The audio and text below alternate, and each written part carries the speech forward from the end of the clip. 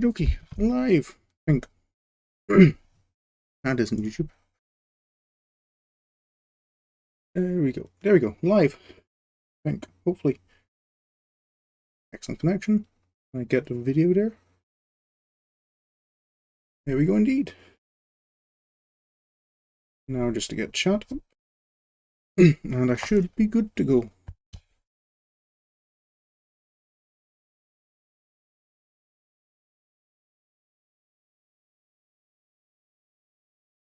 Yep, there we go.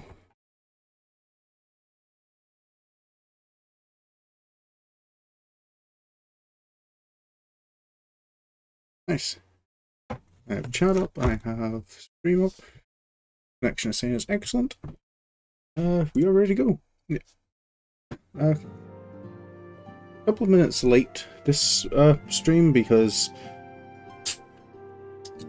what was the problem? Oh yeah, Steam. Final Fantasy was apparently having trouble connecting to the Steam servers, which is in my case kind of needed because I bought Final Fantasy through Steam. So I think my player registration number or something has to be verified, or I don't know how it works, but it wasn't letting me open the launcher for a wee bit. But here we are. Now, actually, I made some progress in yesterday. So Sorin is now level 50 Astrologian, meaning he was ready to do these other quests, but also, before that, should probably check in and just, finish up his lessons with Quinard and Lavava. And then that's probably enough, personal time off.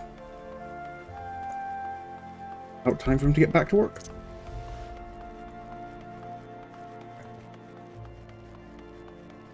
And of course, he's been in Ishgard for a while now, so new clothes. Something a bit smarter, I guess, than what he had been wearing for, if you're the ward of a high house, you have to look presentable.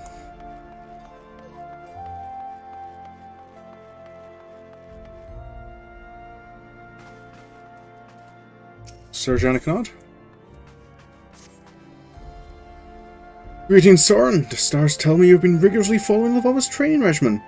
Although I harbour doubts that go out and do things while I traipse about the realm constitutes a regimen. Still, she is all we have, so I suppose we have to make do.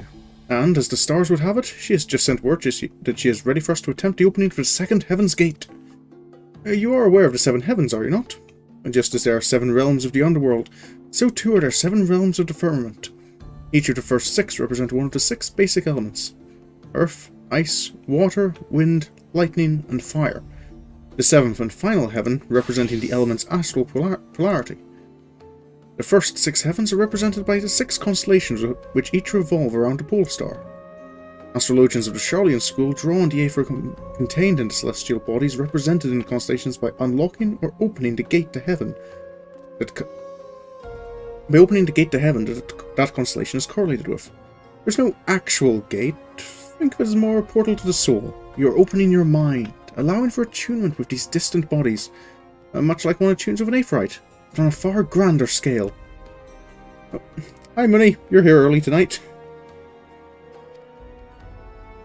Now, this may come as a revelation, but Hydaelyn is not flat like most believe. It is, in fact, a sphere so large that when we walk upon it, it only appears to be flat.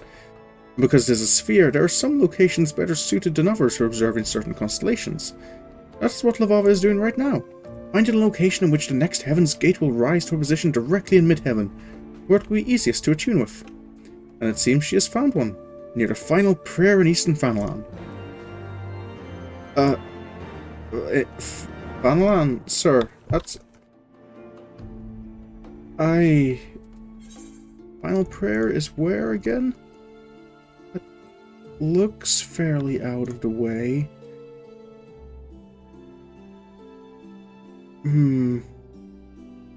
Oh, you're... Oh. Well, welcome.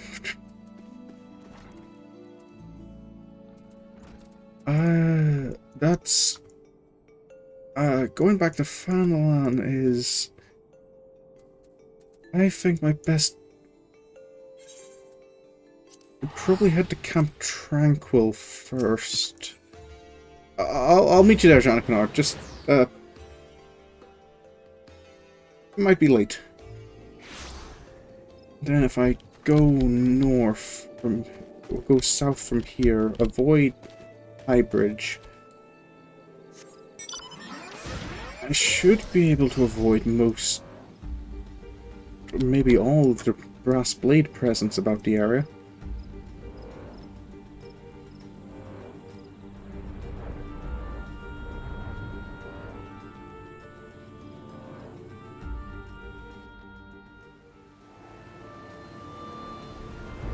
Well, the weather is certainly perfect for hiding me, but... we might have to wait a while if we're here to be, you know, stargazing.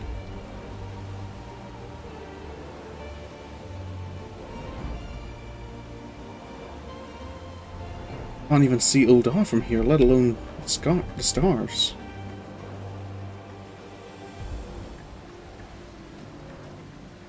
There it is. Hello,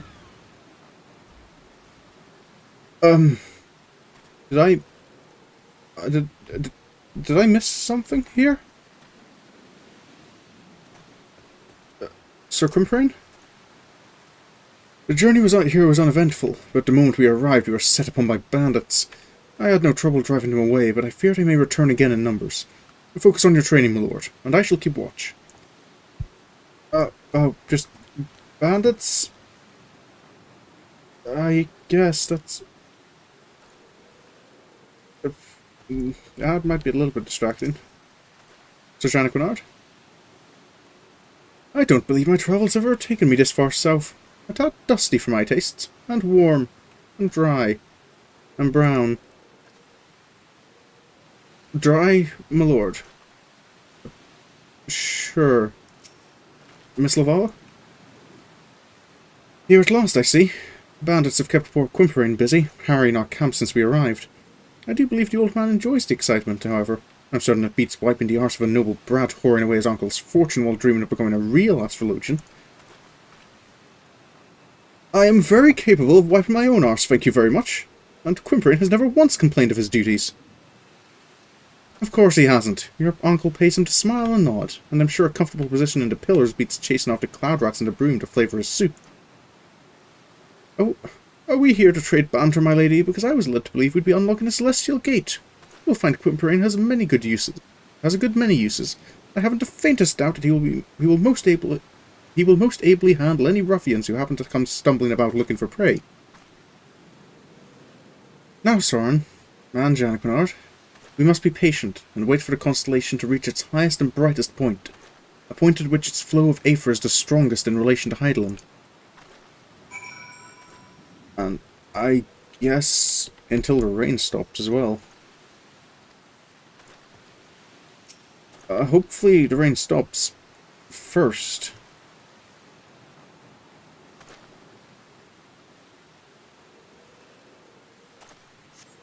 Maybe I should have brought a tent or something, or, I don't know, an umbrella.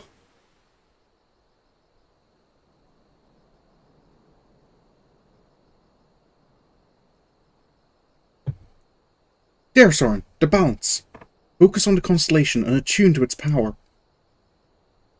The balance, that's... those red ones, right? Oh, control, no. Astrologian? I've never really struggled too much with Astrologian. The most was kind of just getting it into my head which cards were buffed which rules. Apparently that was much more complicated before, because apparently... I never put... I don't know if you... I don't know how much you know about it. Like, the specifics of what the cards were, but I'd heard that they were... like, each one was a different buff.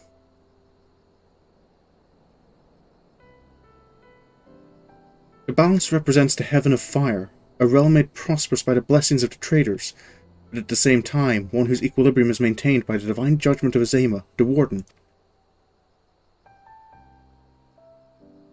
Azema's might will empower those who would take up their blades and meet divine punishment in the name of the Sun Goddess.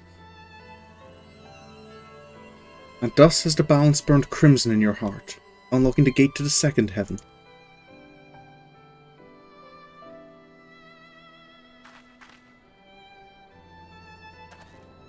Now, let us speed ourselves to the next location, Little Alamigo. Why so soon, you ask? Would you rather that I had you to commit yourself to another several moons of using malefics to put down hedge moles? I thought not. Oh, we're going straight to number 3 then. That's... Well, I guess I can't complain too much about that. Alphino will certainly appreciate me speeding things up. There's the rain back on. No chance to look at for any of the others. I'll maybe make my own way there rather than teleporting again. Do you want to keep away from any brass blade presence? Yeah, that would be... The tree is the ewer... No. Yeah, the tree is the ewer... No, the bowl is the tree. And then there's the ewer, which is the potion. The spire. That's the other one. The... Oh, no, wait. No, it's a spire bolt is lightning bolt. Currently, the spire is a magic buff. Well, ranged DPS and healer.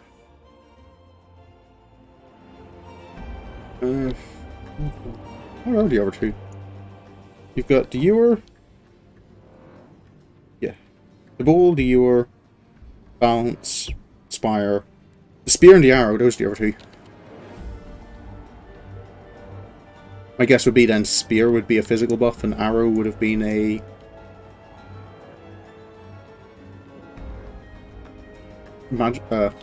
magic ranged buff.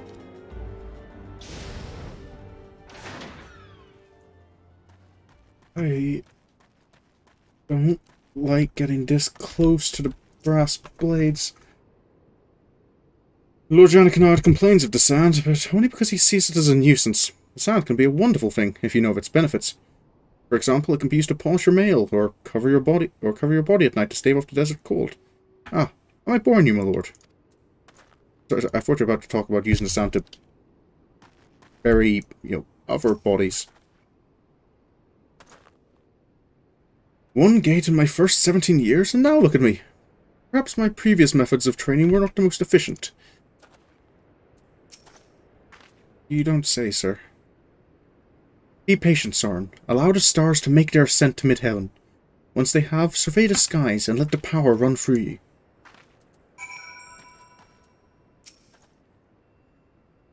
The rain stopped, but... still clouds. Guess we hope again today the clouds break before the constellation rises.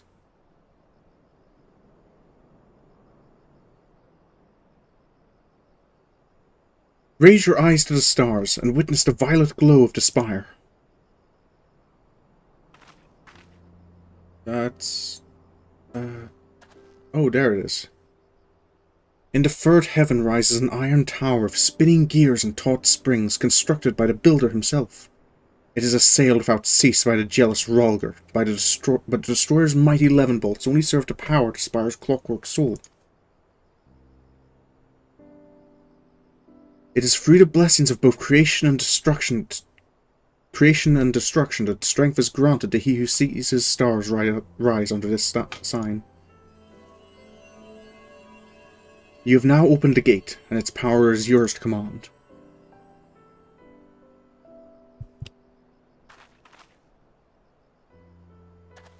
I met someone trying to summon Ralgar before.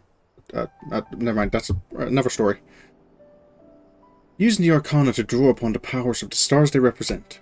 This path we walk as Astrologians is called the Royal Road. It can be treacherous and fraught with peril. It can lead men to greatness. It's not quite greatness I'm after, but if it's a power that'll let me help my friends. If it's all okay with you, ma'am, how soon can we leave Fanalan?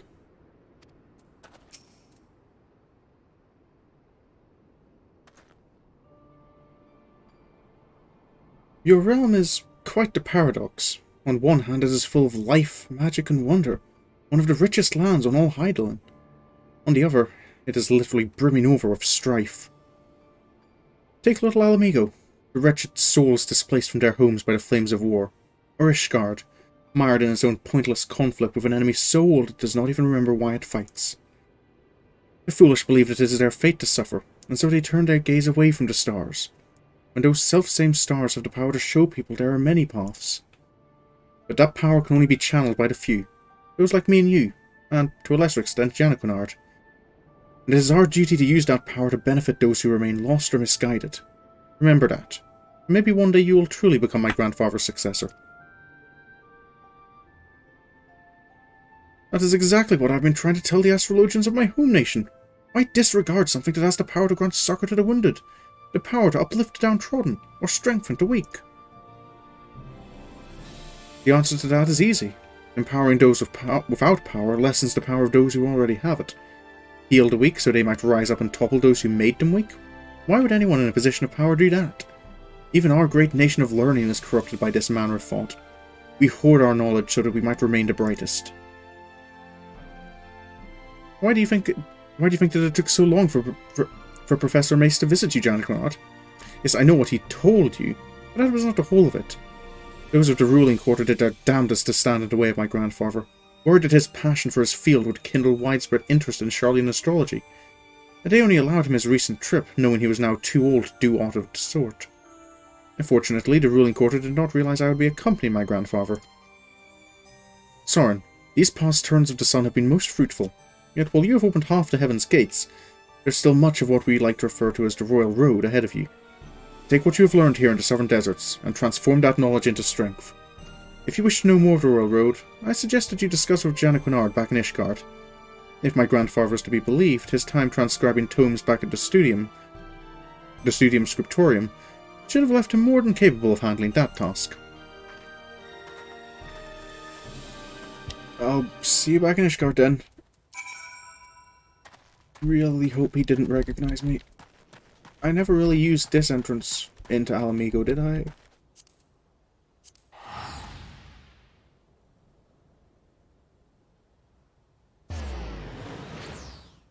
I'll just hope we don't have to go back. Because even if they saw me, they can't get me in Ishgard. They can't get us in Ishgard, right?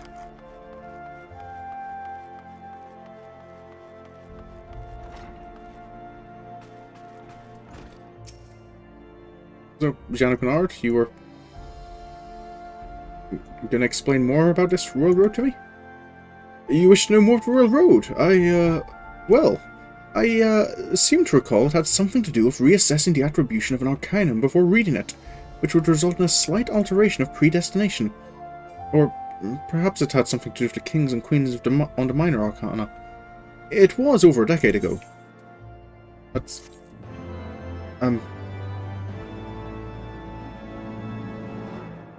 not particularly helpful.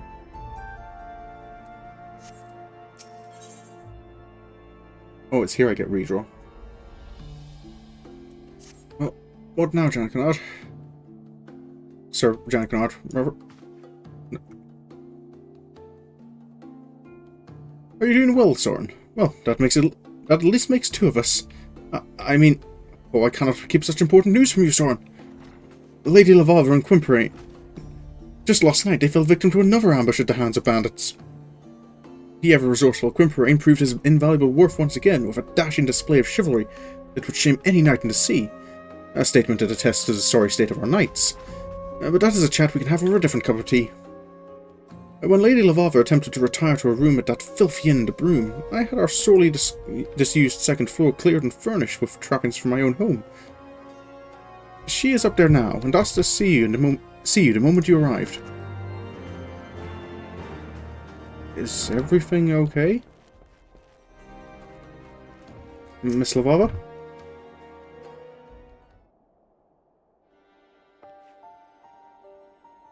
Wait, you don't seem at all surprised to see me here. Did Janaknard tell you of the attack? Damn the fool! And after I told him to keep his mouth shut. Though I suppose I must bear some of the fault for ever thinking he could do as he was told. Oh yes, I did that. And, yeah, bothered people in my duty roulettes by kind of coming in, kind of going, no, I don't have redraw, I don't have gravity. Hey, no one died. My tank got to 1 HP once, but no one died. Now, I suppose you're wondering why I summoned you here to these makeshift chambers, and no, it has not to do with bandit attacks. It has not to do with bandit attacks, as appears are much more common in your realm than I thought. There are times when the heavens may provide you with a vision of a future that is slightly beyond your original aim. In these cases, the stars are not flawed, only out of order. So by shuffling a card back into the deck, we are in no way ignoring or denying a future, merely postponing a reading intended for a later date, and replacing it with something that better pertains to the present. I trust that you will pick up this technique swifter than Janaknard.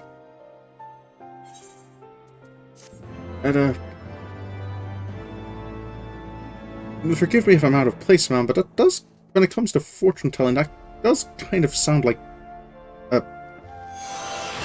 cheating, I guess.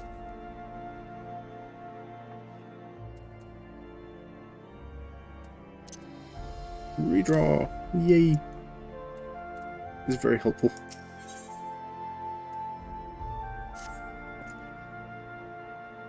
Are you ready, my people? The gate to the fourth heaven awaits. However, the location I've chosen for attunement will not remain the most optimal for long. You are to travel with Janaknard, and I will make the journey with Quimperine. There are no objections? Good. Ma'am, you didn't tell me the destination. Maybe Janaknard knows. Sir? If it is Lady Lavava you seek, she just left with Quimperine for Limsa. If you make haste, you may still be able to catch them at the airship landing. Me, as much as I would like to indulge myself on the pillows of Rontano pleasure barges, and there is a congress to be held in the vault, and all the prominent houses have been summoned. My presence at such an event would be sorely missed, so I fear this next lesson must needs proceed without me. I'm certain that Lady Lavava will understand. I can always open the third gate another day, or was it the fourth? Third or fourth, it is of no matter. The stars certainly will not be going anywhere. No, but Miss Lavava did say it could take months. But, Limsa, is that actually in the city? Well,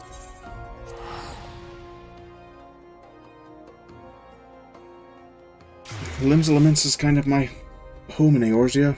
Hopefully the people here won't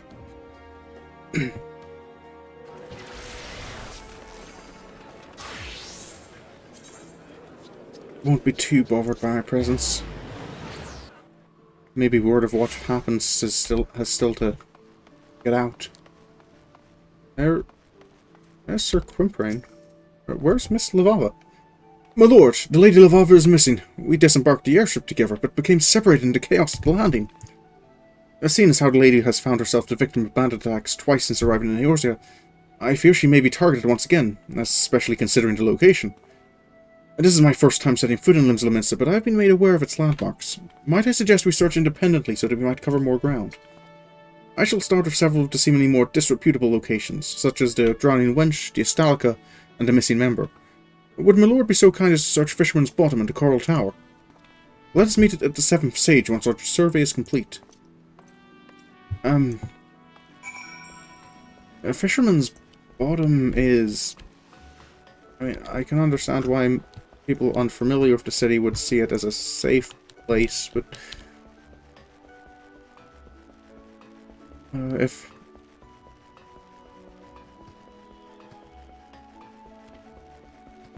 I trust the Rogues Guild, I trust Fancred. It was 20-odd summers since it's built from my ma's loins, and I ain't once ever heard the word Astrologian. Now in the span of 2 bloody belts I gone and met myself not one, but an honest to God's pair of life stargoppers. didn't see where that other fair-skinned lass burgered off to. Once as that, though, often end up on the pleasure barges, if you catch my drift. That would be problematic, ma'am, but thank you. A coral tower, that's the Marauders. Maybe Alcazolka has seen something.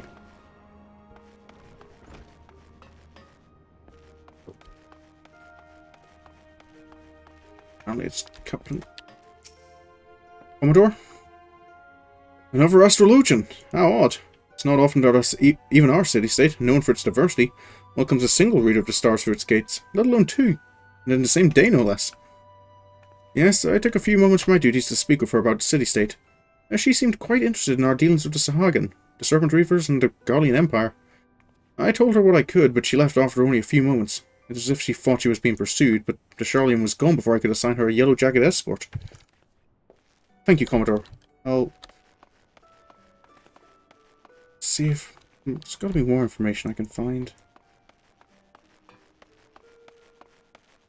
So she's definitely been walking around asking questions, which makes it sound almost like she deliberately left Sir Quimperine behind. Excuse me, sir. Have you seen a Charlian Astrologian?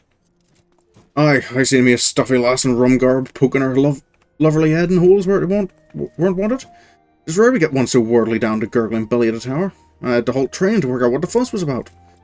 The maid inquired as to where she might find herself a nip or two of some of the strong stuff, so I pointed her in the direction of our resident apothecary, Darvalion or the 7th Sage.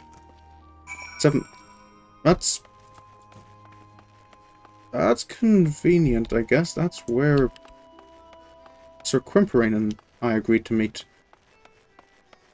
And hopefully we get there before she leaves.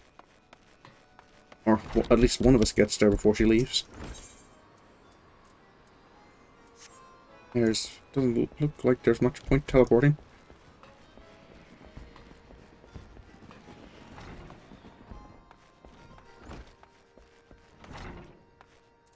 I don't see her about.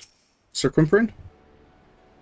Lord Sorin, I bear good tidings. The Lady Lavaver is scheduled to return here within a matter of bells. It seems she entered a contract with Carvalane for the purchase of several of the apothecary's wares. An interesting girl, that one. Very rarely do we see young maidens walk the Leminson streets without escort, and almost never do they come to me seeking spice.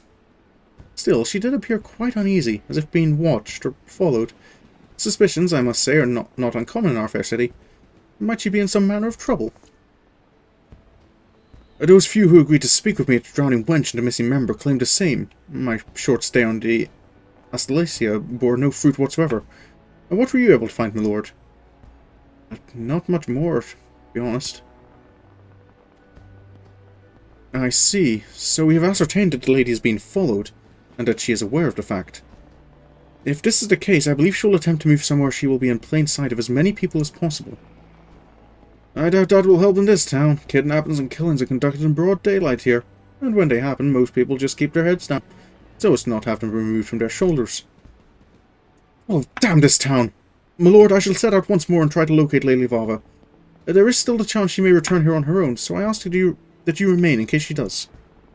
If she has not arrived at the rendezvous point by the time of her scheduled meeting with Carvalane, then we shall both go to one location that is most populated after the sun falls in Limsa. The Drowning Wench.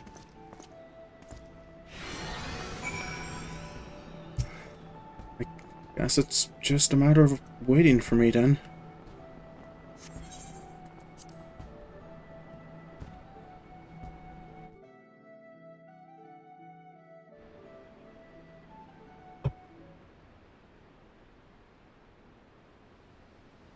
There's the spire. It appears that your companion is tied up. Not literally, I hope. Perhaps you should head to the wench and see if she is there, like your friend believes. Oh, I fear that if she did not make it this far, you may never find her again. At least not alive. Worry not, my starry-eyed friend. If, by chance, she were to arrive here after your departure, you have my word that no harm shall come to her while she remains behind the 7th Sage's doors. Thank you, sir. I don't quite know if I trust him, but...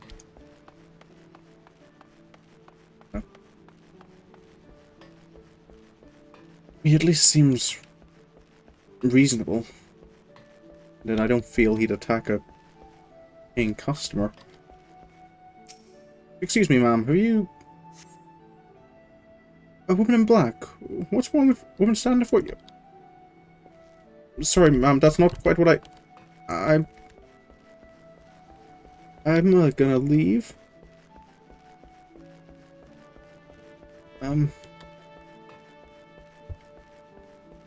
Excuse me, sir, have you seen a... I might have seen me a last scurrying off today. Highline. Highline is over...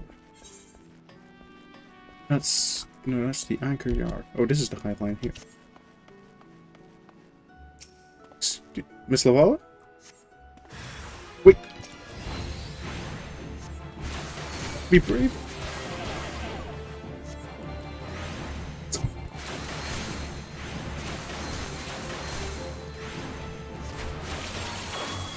I feel I should have seen that coming.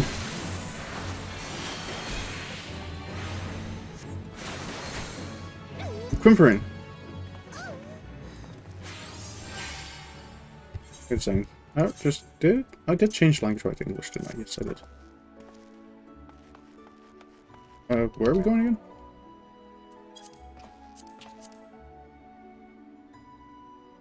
Oh, follow him. You run off this way.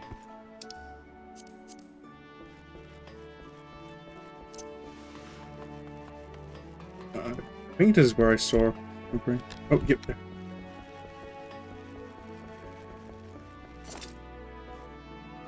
This is the real one this time? Oh. Nope. Silly, eh?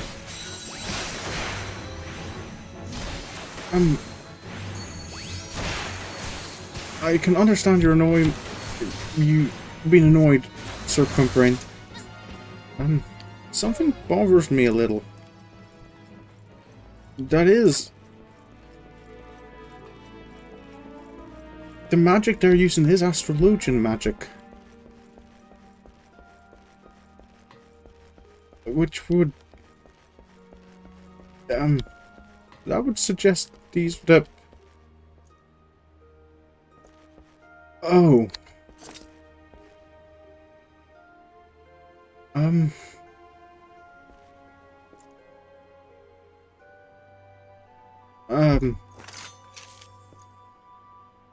Well, I mean, they're as visually as good as their disguises are visually. She hasn't tried to hide her accent too well.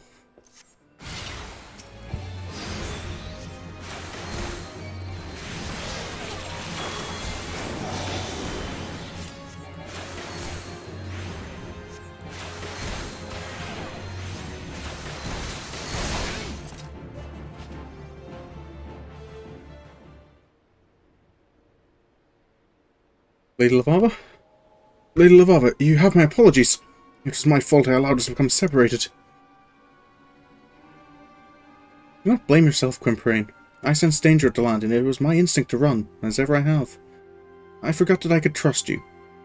Unfortunately, by the time I realized such, there was no sign of you, so I did what I could to blend in, choosing crowded places, speaking with as many locals as possible. Though all the while feeling there were unseen eyes watching my every move. And by the time I realized that my pursuers were simply leading me away from you, night had already fallen, giving them the perfect opportunity to strike. It was then that I witnessed several of the bandits that disguised themselves in garbs similar to mine. I assumed this was to confuse the two of you still searching for me. It was then I conceived the idea to play the part of an imposter myself. Why hide in the shadows when you can hide in plain sight? That was quite brilliant of you, Lady Lavava. May I ask, were you at any time able to discern who these pursuers were? The amount of effort put into your capture would suggest they are more than mere pirates looking to sell you to slavers. Unfortunately, no, and I wasn't about to walk up and ask them who they were or who had hired them. But that's all behind us now. Let us see if we can salvage something from this horrible night. The fourth gate ascends nearby, Sorin. Shall we not see it made yours? To the anchor yard. Yes, ma'am.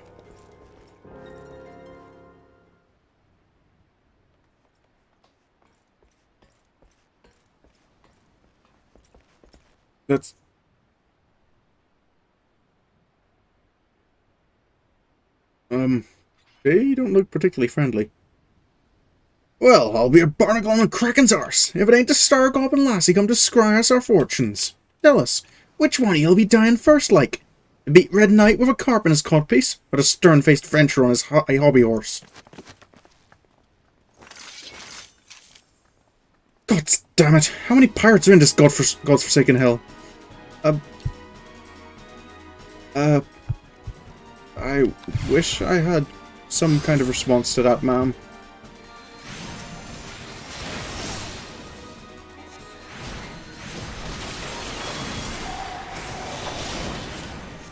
Virus.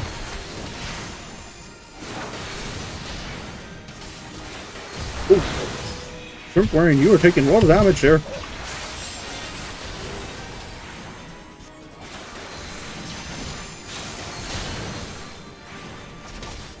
Let's get you some regen and get rid of that on you.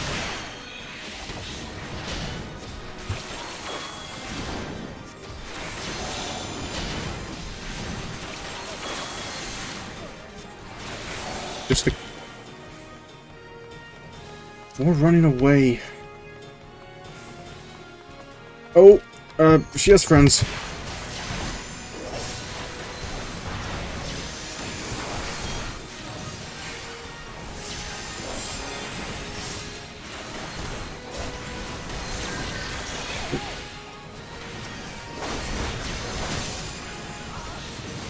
That looks like a healer. That's a little bit of a problem.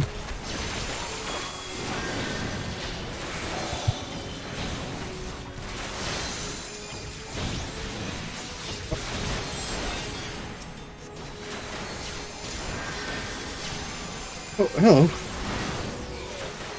That's... who I talked to.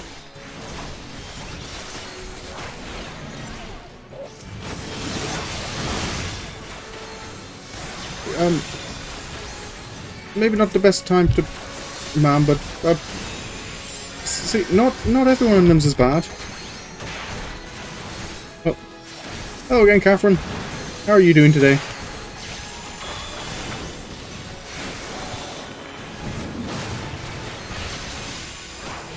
Carbuncle. I don't want to fight Carbuncle. Just deal.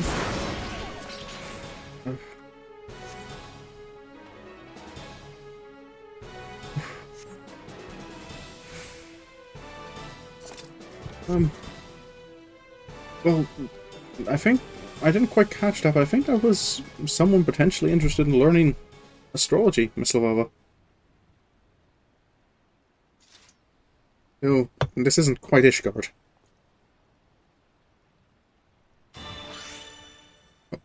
Oh, look out, sir! Carbuncle!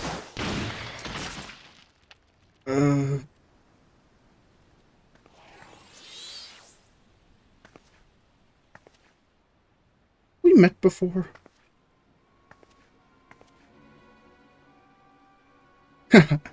Lay down them weapons, or I'll cut the old man a new grin under his chin. Cannot believe that actually worked. Nor can I. Then again, never have I thought someone so credulous. Now, let's do this as they do in the fear, babes. You step over here, I let the man go. Easy peasy.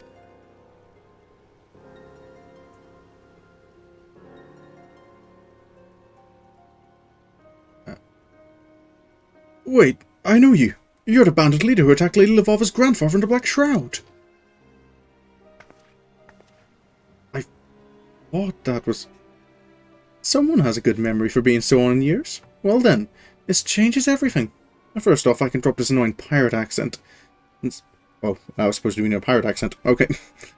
And secondly, I suppose I can simply kill you now, rather than after pretending to let you go once the lady is drawn close enough. Lady Lavava? Do we have any tricks for stopping this?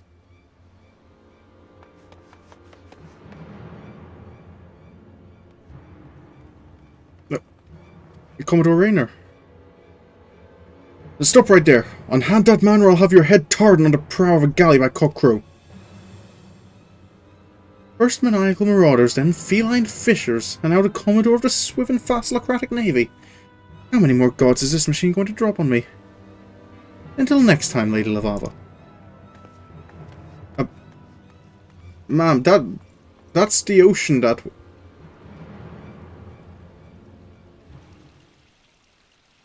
You have my apologies. I was a fool to fall for the bandit's trick. It's... no problem, sir. I didn't know Carbuncle could do that either. Never just attacked people for me. Maybe that says more about me as a summoner than... Commander? Amazing. In all my years, that was the first time I've ever seen that feigning death trick actually work. But now is not a moment to be dwelling on our many failings. I have a dastard to apprehend. You'd be surprised how often... Excuse me. You'd be surprised how often people run after being told to stop right there. I'm not sure I would be that surprised, sir. We're all okay. That was... Lady Lavava, that pirate, she was the same bandit who... Yes, I know, and that changes little. I still have no idea who she may be, or who she may be working for. There is naught we can do until the Commodore brings the woman to justice, or until she decides to attack us again. What we can do is what we came here for. Sorin's training.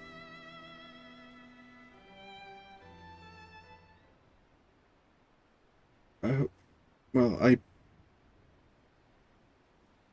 Which one is it this time, ma'am? Now, look to the stars and behold the arrow. That's the green one?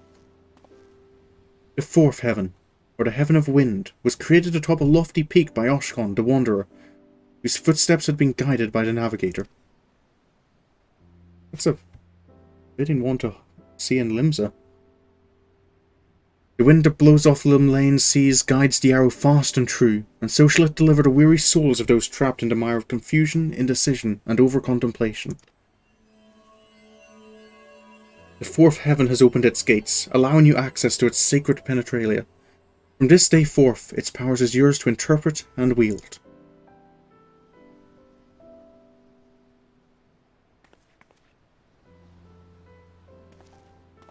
That power will further aid you as you continue to hone your skills. Now, let us return to Ishgard. I have a few words for a certain student of mine who felt inclined to forgo this particular lesson. About that, ma'am, he did kind of have a reason. He is still a member of a high house, after all.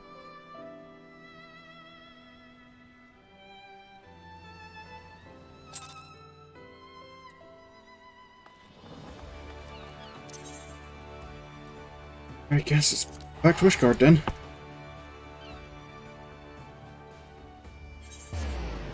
Right. Let me just remove that quest from the journal. Don't quite need it.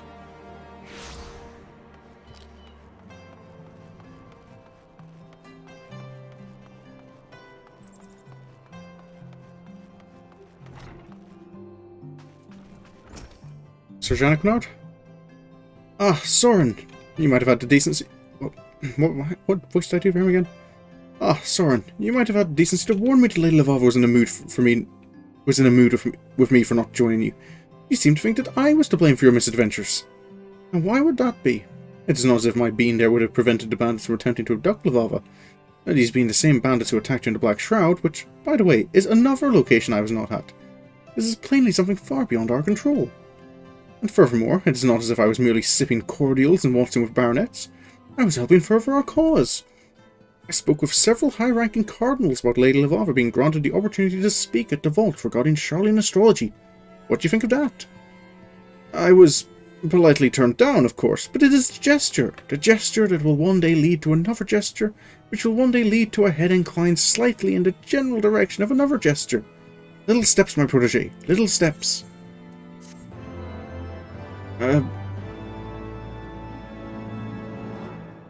I appreciate the understanding that some things take time, sir, but you don't seem to have much ambition for this going well. Janequinard appears to be motioning to you with his eyes. Why he doesn't simply call out your name is both disturbing and relieving at the same time. Greetings. Your timing, my friend, is impeccable, for it just so happens that at this very moment I have need of your assistance. While our lovely Lady Lavava has been out making herself a target for every cutthroat and cur in the realm, I've been focusing my efforts on our main objective. Training? Pah! There'll be time enough for training later. No, I speak of our ultimate goal of spreading knowledge of the Charlian School of Astrology throughout the Holy See. As you know, the Vault recently turned down my request to allow Lady Lavava to speak before them, but I am not one to be turned away so easily. No, I have a plan. I will entreat Chief Astrologian Fortemps to draw up an official recommendation. The Vault will not so quickly dismiss the words of a man of such standing. Yes, I know mine uncle loathes me with a passion rarely seen even in young lovers, and there is really no reason why he would aid our cause, being a staunch opponent of change and all. But that does not mean we cannot try. And if we fail, well, then we can try again, and again, and again, until he is so annoyed that he writes us the recommendation simply to see us out of his fitting hair. And by we, I mean you. Considering how red the Chief Astrologian became the last time I visited him, I reason it would be detrimental to my uncle's health should I arrive at his place of research, and we most certainly would not want him to fall ill or collapse before he penned us that recommendation. Sir,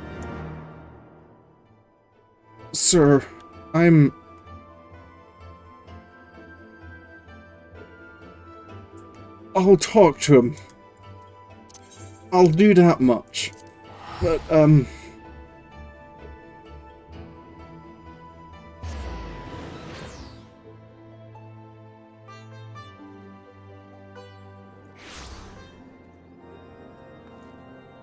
this training, helping Lord Janequinard and Lady Lavava, this is something I'm doing for my own sake.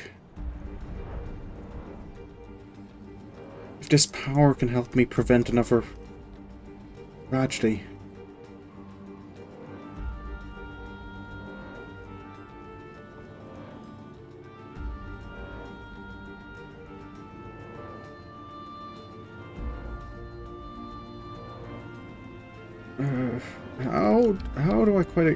How do I ask Sir Fortemps to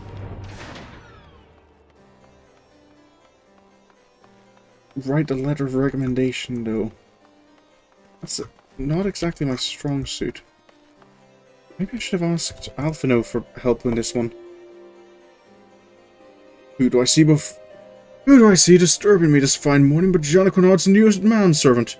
I suppose you came here for this. This is... Sir? Janequinard never ceases to amaze, does he?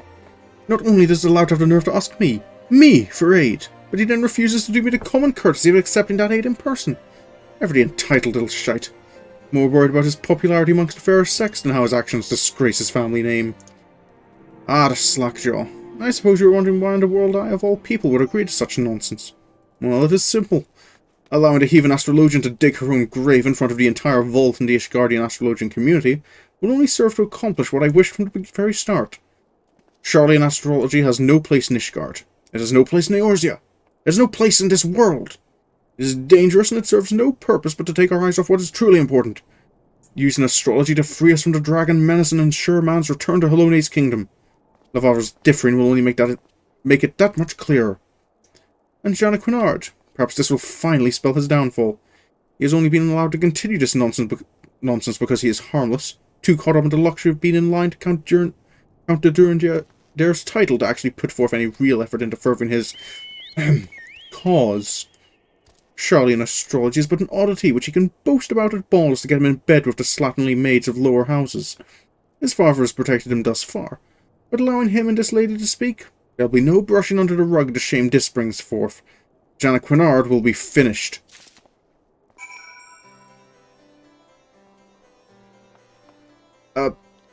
Thank you, sir.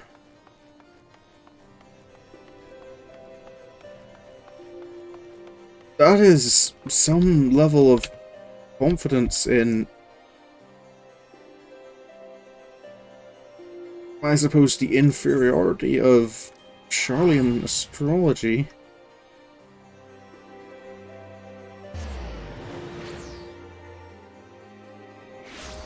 I hadn't realized quite how much Jean Quinard and his uncle didn't get along.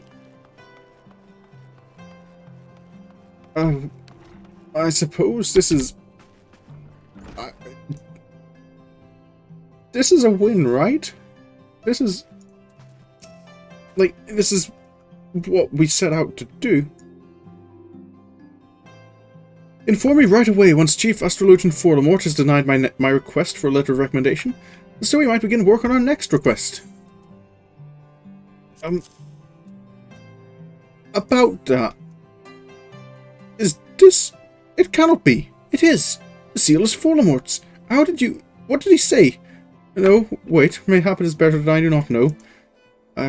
Yes, sir. It probably is. Well, this changes everything. I'll have to arrange another meeting with the vault. Summon the cardinals to adjourn their manor. We will need wine and sparrow-stuffed pheasant and pheasant-stuffed goose and goose-stuffed chocobo and bards. A whole troop.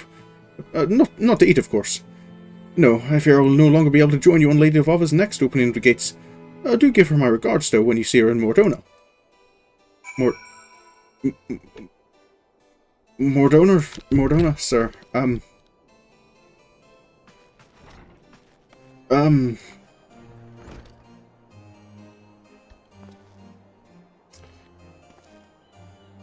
Oh. The only Aphrodite in Mordona is right in front of the Rising Stones. The next nearest Aphrodite is... I can't approach from the north because that forces you to go through Revenant's Toll. That'll definitely have the Crystal Brave seen me.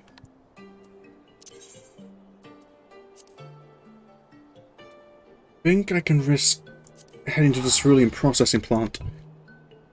Hopefully the brass blades and any Crystal Braves there will be, you know, their focus should be on the Garleans and Castra Meridianum. So, before I get seen, leave.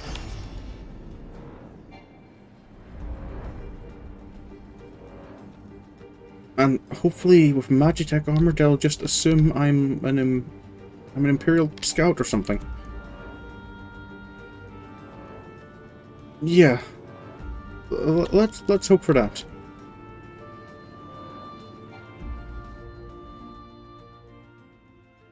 Let's believe in the heart of the cards.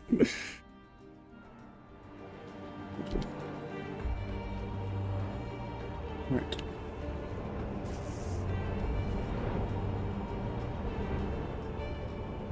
I didn't think I would ever get to a stage where I'd be more comfortable flying over an Imperial castrum than risk being seen in front of Scion's base.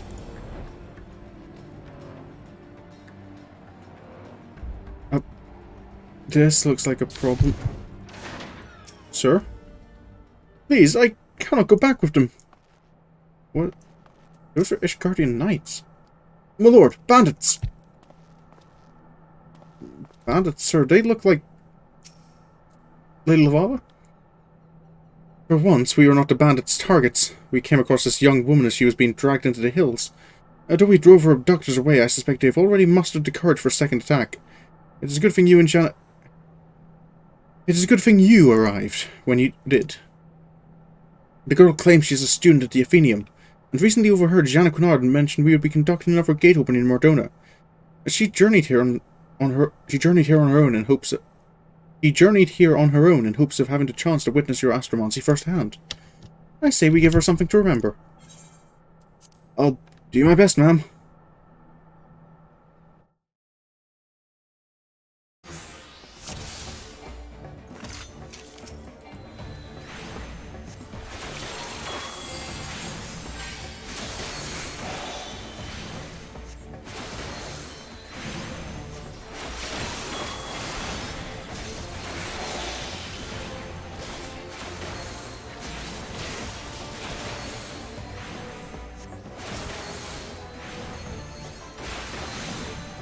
I'm still not convinced these guys are just bandits. Sent into what's the hunt?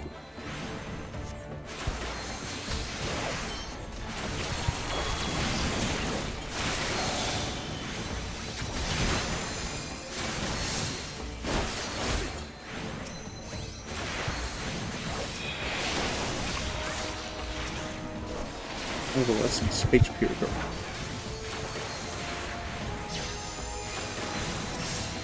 Another Arcanist. I don't like jumping to conclusions, but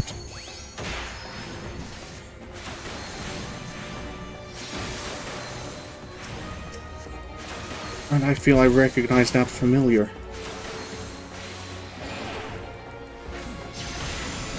Sir Tempering.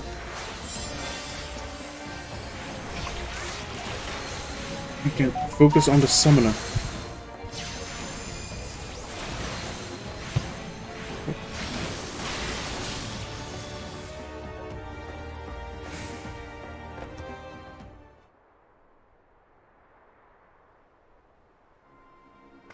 You have my apologies, Lady Lavava. I did not think... Your only fault was an insatiable thirst for knowledge. A realm where one must apologize for being a victim is no realm worth living in. But why would those men attack me? I believe it is now quite obvious that these bandits were not meant for you, but for me. It would seem that certain parties fear the spread of Charlian astrology, and will stop at nothing to prevent it. My Charlian constellation chart, the bandits. It must have been torn when they seized me. Here, you may take mine. I have the stars committed to memory. I don't know how I'll ever be able to... But I will think of something. Just you wait. I will repay this kindness tenfold.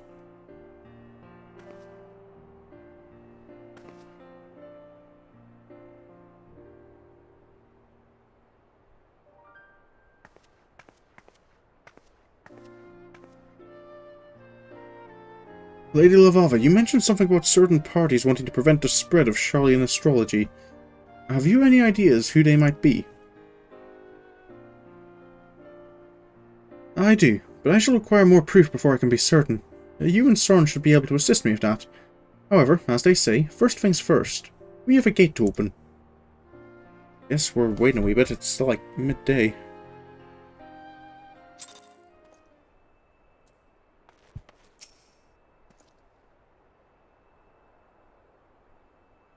Lady Lavava mentioned before about those in power not wanting those below them to rise up. Could that have something to do with the attacks? Quite possibly. There definitely do seem to be parties in Ishgard who disapprove of Charlian astrology.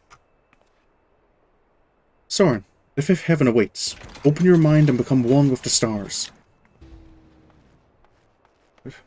This is something I can do.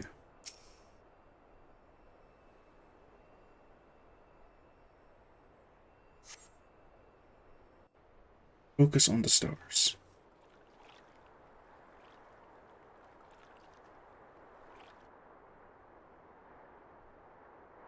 There! Dior! Focus, Sorin. Focus, and let the constellation's Aether twine with your own. That's those green ones. It is said through the fifth heaven flows a mighty river carrying the water spilled forth from the scholar's vessel. And in that water is the strength of all that have come before and all who will follow. Few spun from Nimia's loom, few from which might and metal is weaved. And now the power of the Ewer is forever yours, and forever shall it point you to victory.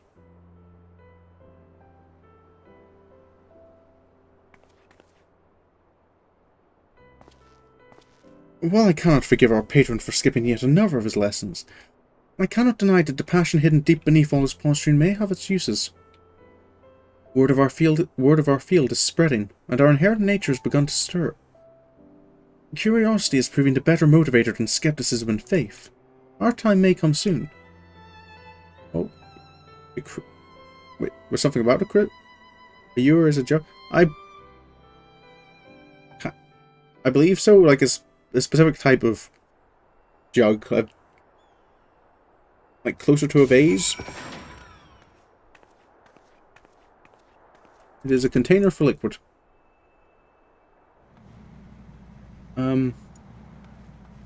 Well, back to Ishgard, I guess. Ishgard.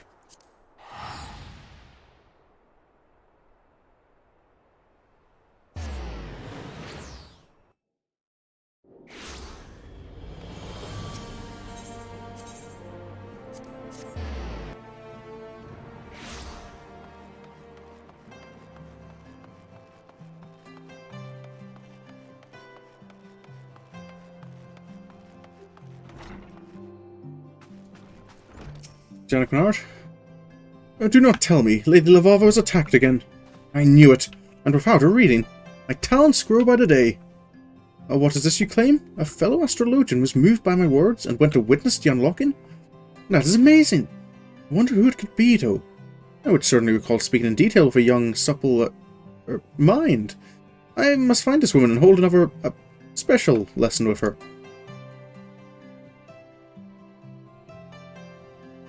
Sir, I will ask this nicely, but please don't make me dislike you.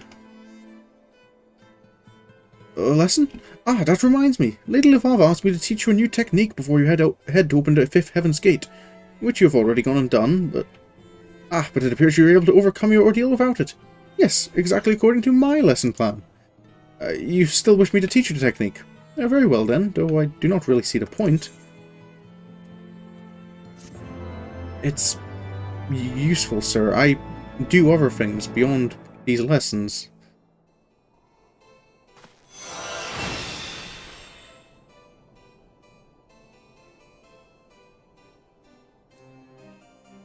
And an area spell is definitely helpful.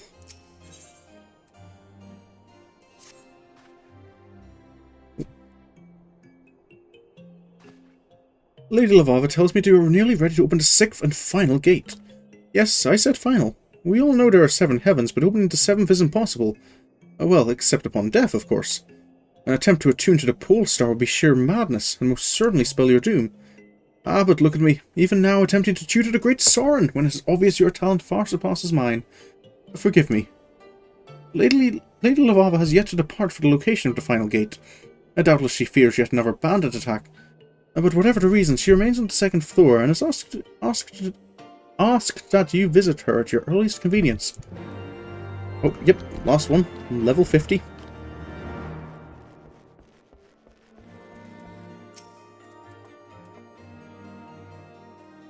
You have come far since that fateful day our paths first crossed in the Black Shroud. And now, here we are, on the cusp of your attunement with the 6th heaven. Time truly waits for no man, does it? Before we set forth on this task, I wish to teach you a technique known as synastry. By temporarily enjoining your fate with that of companions, they will reap the star's benefits as you do. As a possible journeyman astrologian, you already wield sufficient control over Aether. You need only focus it upon establishing a bond with your chosen ally to achieve synastry. A spell that I never use.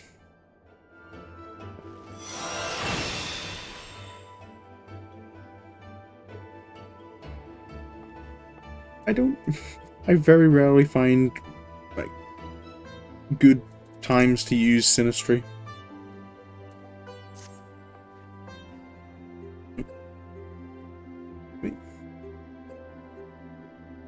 I believe you are ready to attune with the final constellation. The location of the next lesson is actually not far. I assume your travels have taken you to Camp Dragonhead? Many's a time, ma'am. Excellent. I, as always, will go ahead to make my final readings. If each of our previous outings are any indication, the bandits which harry us will most certainly jump at this opportunity. So I would have Quimperine scout the area ahead of time and report any suspicious activity to the knights garrisoned at the camp. Let someone else bloody their hands for a change, I say. Feel free to tell Janet Quinard of our plans, though I do not doubt he already has some of his own.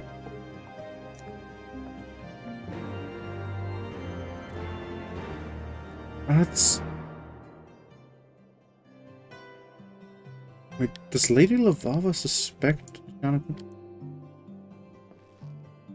He has never... Every time he's not come... The only time he came with us was the only time we weren't attacked. Maybe I need to ask if that's what she's meaning, or... Jean Canard? Lady Lavava has already departed. Well, then she must have leaped from the window, for I did not see her use the front door. I dare say that means we will be travelling alone. Of course I will be attending. Why wouldn't I be? That... Guess if nothing happens this time, then that... maybe is...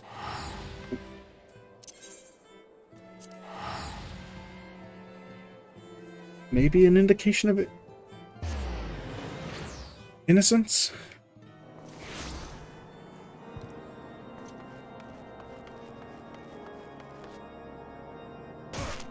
Ow. That hurt.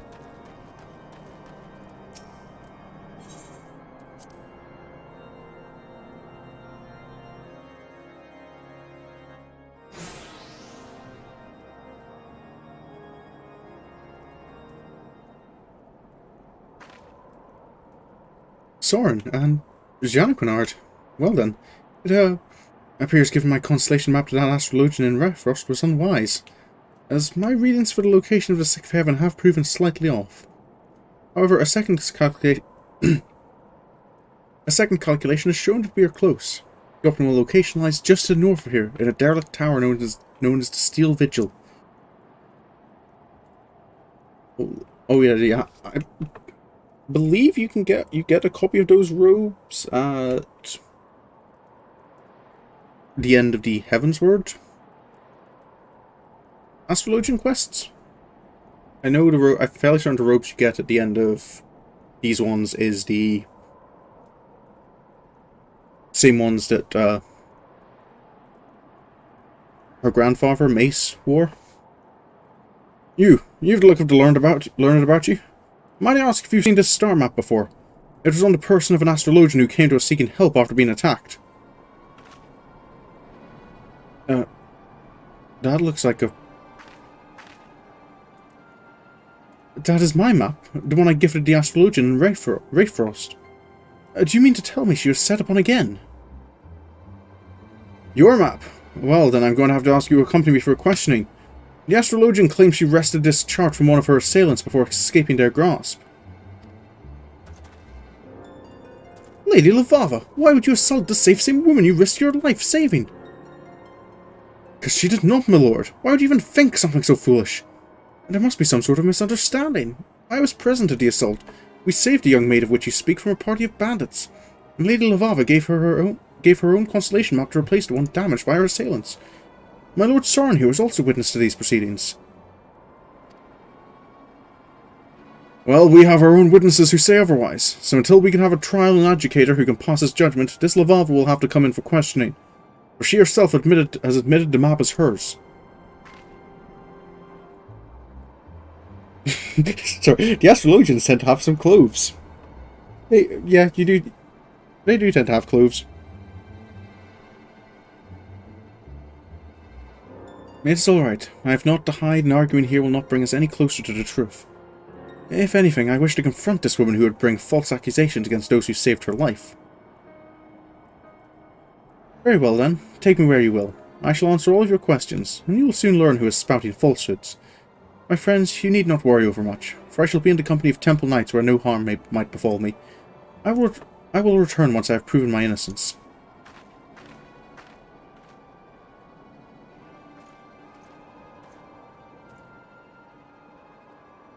That's... does...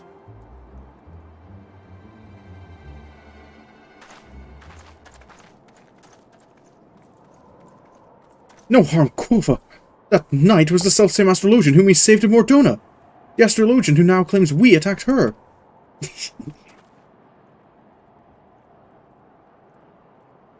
No, I did see your correction, Mooney, but no fun if I pointed that out. Are you saying the astrologian was a temple knight? No, listen, my lord. I'm saying the Astrologian is no more an Astrologian than she is a knight.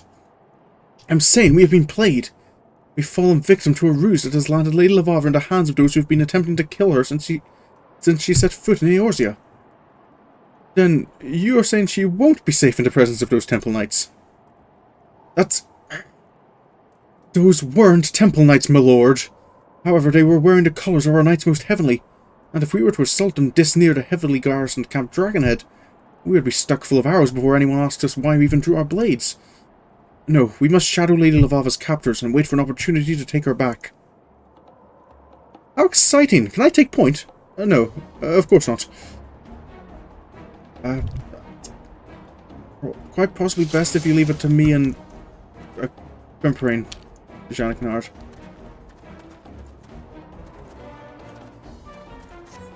There's a... Sorry, I forgot Quimperine's kind of getting fed up with Janik Nard.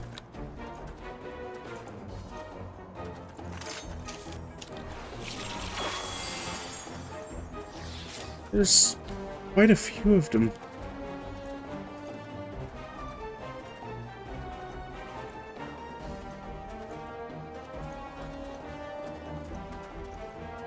What's the plan here? I feel very... like, if they turn around, we're... Wait a moment, what's going on there?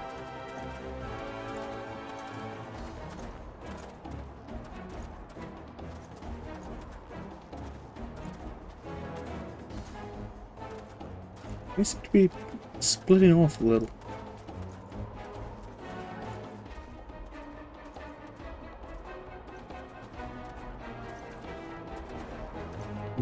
Meet for a journey home. Oh, they're going to...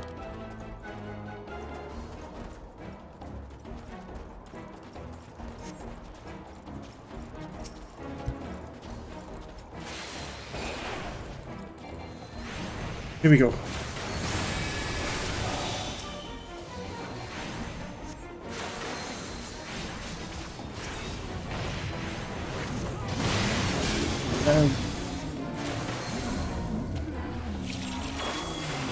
So it is the same woman. You okay there, Quimperine?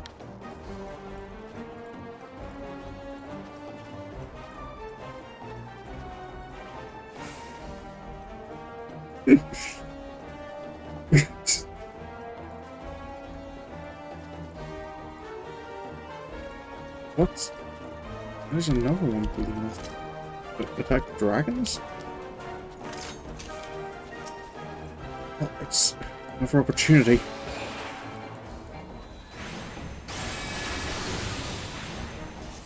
I really hope no one from Camp Dragonhead sees us.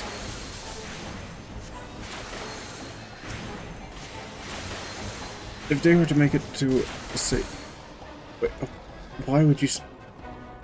Airship?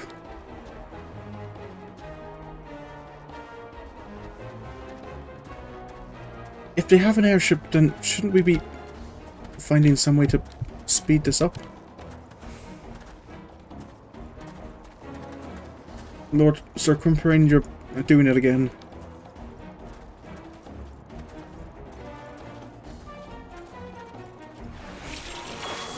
Can't wait for stragglers. Yeah, there's another one split off, but can't quite get to him without... Or can we? Trust you.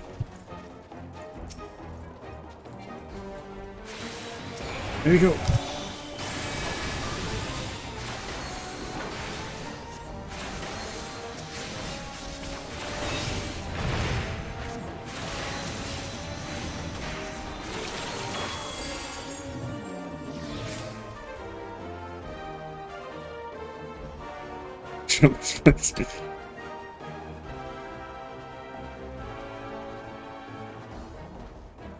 There's still quite a few of them.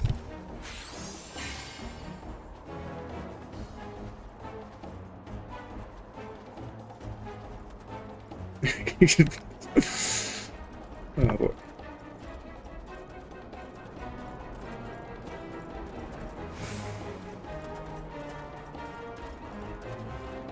Dealing with a healer is probably not a bad shout. Sir Quimperin, what do you think?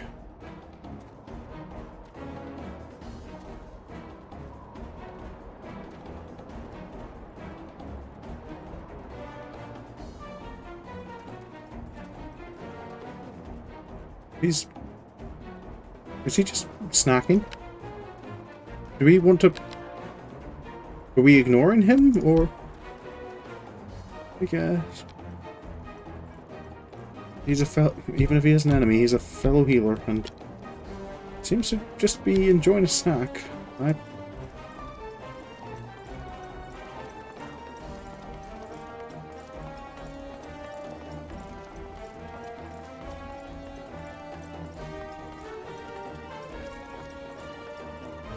It's hard to take this too seriously with Quimperin being like this.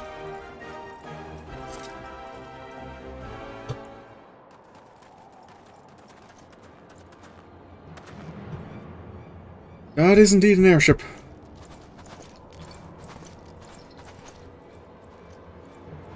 And that is someone I don't know. Just as I expected, these fools have led me straight to the answers I've sought since my arrival in this backwoods realm. And if I'm not mistaken, my trusted companion should be arriving right about...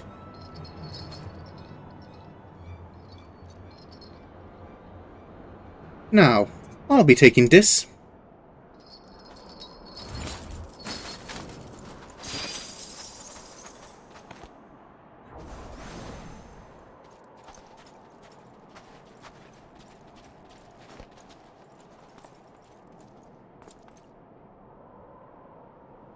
The moment you lift off in that airship, the whole land will know you're not true Temple Knights, and you will be made to answer for your crimes.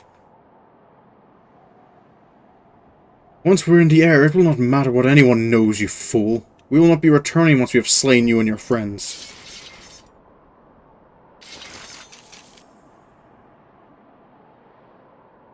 No one shall stand in the way of my fate, especially not some dog's body of the Forum.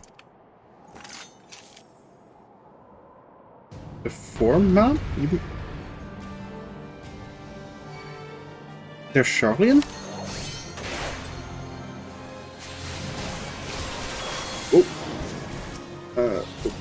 Stop walking.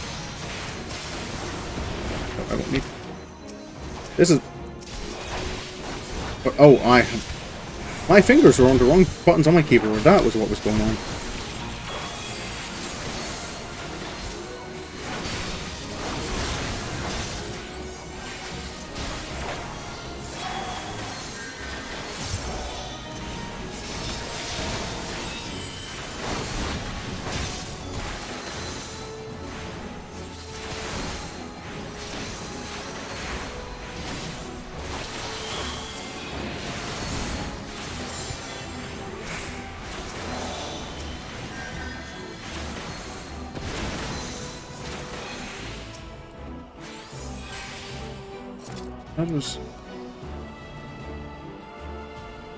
That's the problem resolved, right? Is this the map that...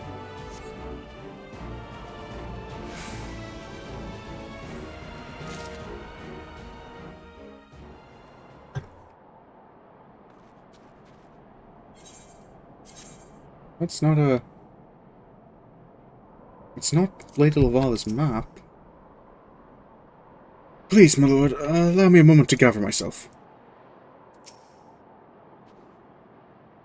I do not think Lady Lavala would mind us taking a peek inside that missive, would she? No, you're right. Like enough she would. Yeah. Astrologian spells are pretty. Of course I knew the Temple Knights were false. I recognized the Astrologian we saved almost immediately. And I find it insulting that they believed I would not. I also knew that they would lead me to the true perpetrators if I played along, fully aware that you loyal free would follow. And I am pleased to know you also knew that we would somehow crawl our way out of that little tussle with our lives, because I was uncertain for most of the journey. Well, I was certain Sorin would make it, for the stars have already told me he would unlock the 6th gate here at the Steel Vigil, the very location we ended up at. despite our unexpected ordeal. Your fate, Janequinard, well, I never bothered reading it, for I thought you would skip this lesson like you have every other one. She's kind of got you there, Janequinard.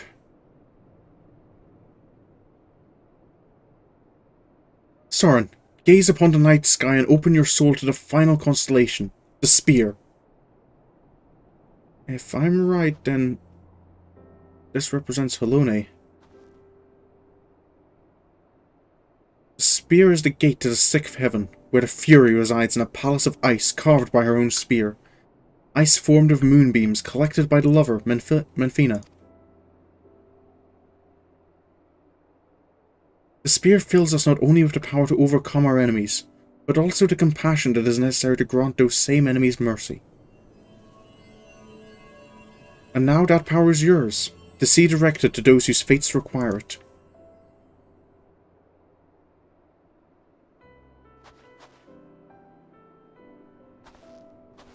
It is done.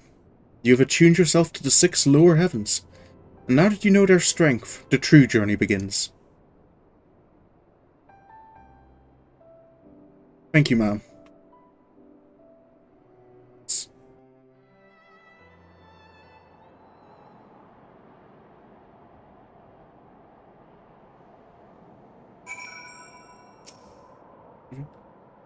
Like I've said from the beginning, the stars, the heavens, the arcana, they know our fates, but they are fickle with their information. It is up to us to prize it from their hearts and use it in a manner that might benefit all mankind. My brain is still recovering. You have my congratulations, Sorin. What has taken me more than 15 summers to accomplish, you have done, and more, in a matter of moons. But our time together has taught me that, despite what we may believe they are, we all have our rules, and each rule is just as important as the other. Without taking both Quimperane and you under my wing, you would have never saved Levava from her assailants. Meaning, in a way, I saved Lady Levava. Not that I want to take all the credit for such heroism. Well, Lady Levava didn't ask for it, so do you want to look at this missive, sir? Nor shall I take credit for this missive that never would have been discovered were it not for me taking you and Quimperane under my wing. That cold stare. It befits this god's forsaken place. Point taken. Let us break the seal and see what we... Why, this handwriting. I have seen it many a time before. It is mine uncle's, but that would mean... It would mean the highest-ranking Astrologian in all Ishgard has been attempting to assassinate us. If the tribunal were to hear of this, he would be hanged. And a hanging will only earn us another ill-tempered Orthodox Astrologian unwilling to open his eyes to the benefits of our discipline. No, we can use this missive to our advantage. As long as this remains in our hands, so too does the Chief Astrologian. Are you saying we used the missive to blackmail Voldemort? I am saying we merely grant the Chief Astrologian his life in exchange for a little assistance in furthering our just and noble cause. No more, no less. I see. You are quite the devilet, my dear. Very well, I will summon my uncle to the astroscope. There we can present him with our offer.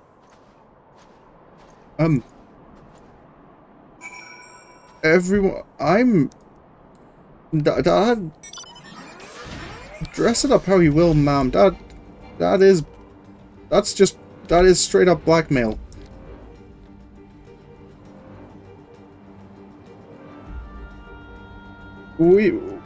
Ma'am, that's holding someone's life hostage.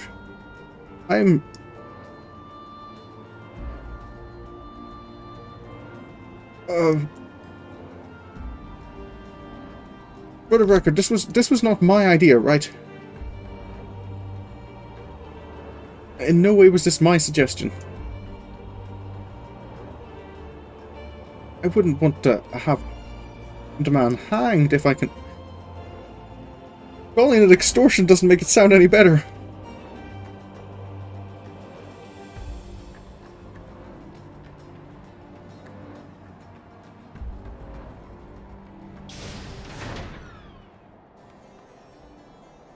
The X makes it sound good.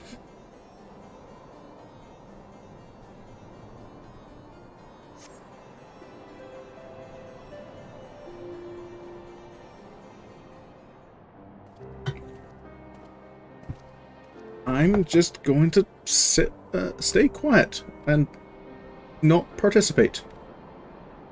Why must you insist on pestering me, Janequinard? I gave you your letter. Now leave me be. Ah, but that would not be the only letter you have written lately, would it? Perhaps you recall a certain letter to the Forum.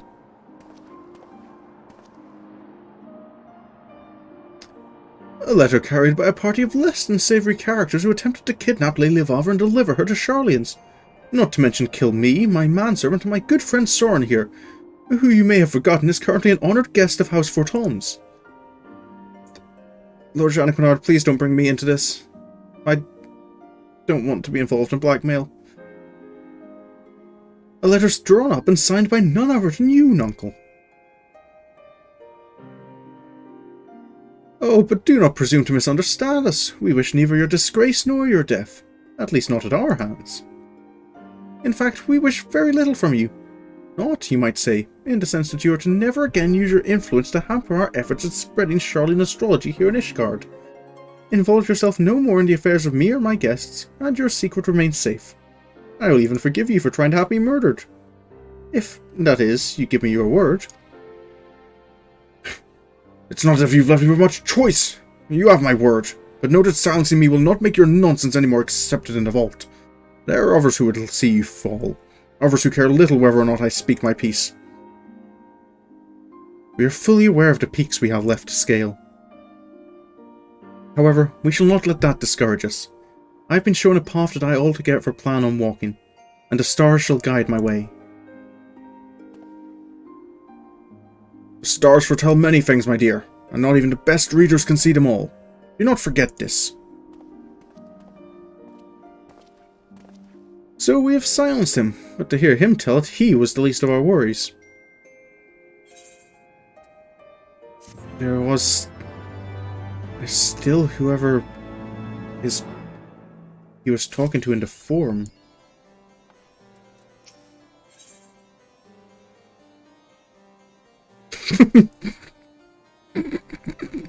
Sorry. So eager is Janequinard to talk with you, it is almost as if there were a giant exclamation point hovering above his head.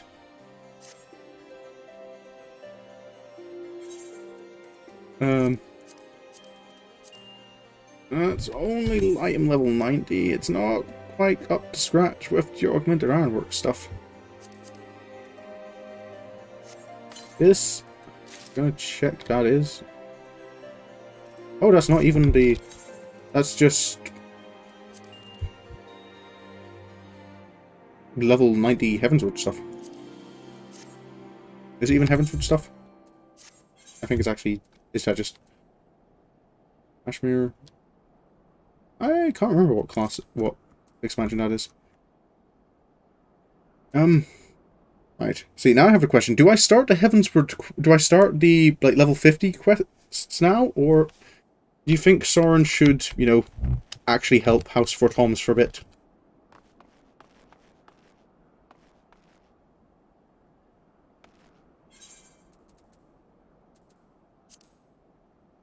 Don't mind the fact previously just to unlock materia melding I had done some goldsmithing off stream. So Sorin does have level 20 goldsmithing now, which is why inventory is full of random goldsmithing items that I have yet to sell.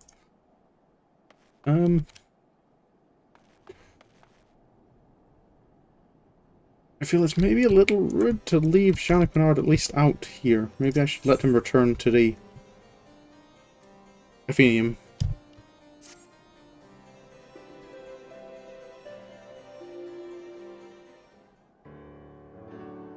Now that Fortemps has so graciously agreed to discontinue his meddling in our affairs, I believe we may find our peers and colleagues more receptive to our proposals. Perhaps I shall begin with another trip to the vault to inquire about them reconsidering my petition to grant Lady Levavre the opportunity to speak with the Conclave. We all have our strengths, Janequinard, and none will deny yours is convincing seemingly sane people to do your bidding. As Sorin here is a testament to that. I look forward to hearing of your progress. As for myself, there are still some questions I need answered, the first being, How exactly did Fortemps come into contact with the Charlian assassins? Lady Lavava, what did you mean by me being seemingly sane? I am... Ma'am? Grimprane, attend me. I wish to visit the Foundation and learn if there have been any sightings of suspicious foreigners. Might I suggest that Sorin do the same here at the Observatorium? Perhaps a second call on our new ally will help my uncle recall aught he may have pretermitted in the heat of the previous moment. I guess we can talk to him again.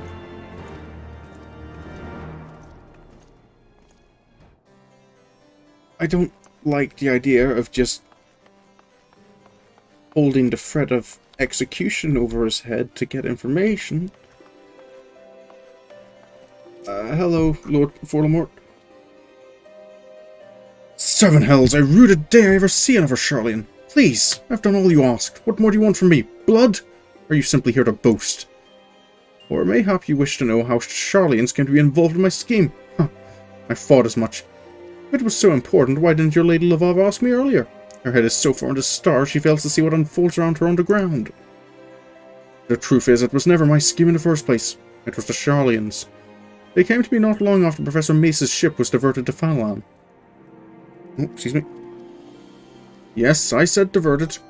The pirates into Strait of Merlfor, the magically manipulated storms off the Rontano, all were staged to prevent your friends from ever arriving.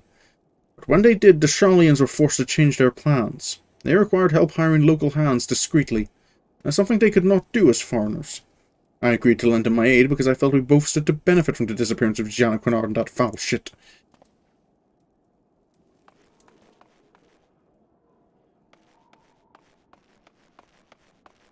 Well, so... yeah, that's a Charlian scheme. And that group that Lady Lavava mentioned who didn't want Charlian astrology spreading to, like, well, anywhere else, must be more determined about that than I'd thought. The Chief Astrologian, there's rarely a day when he isn't meeting with visitors from across the realm and beyond. Why this past moon he's been entertaining guests with very distinct markings on their faces. I asked Lord Fortemps whence they hailed, and he only answered the north. That sounds like it could be Charlian, I think. There was a Charlian colony or something in the north, wasn't there?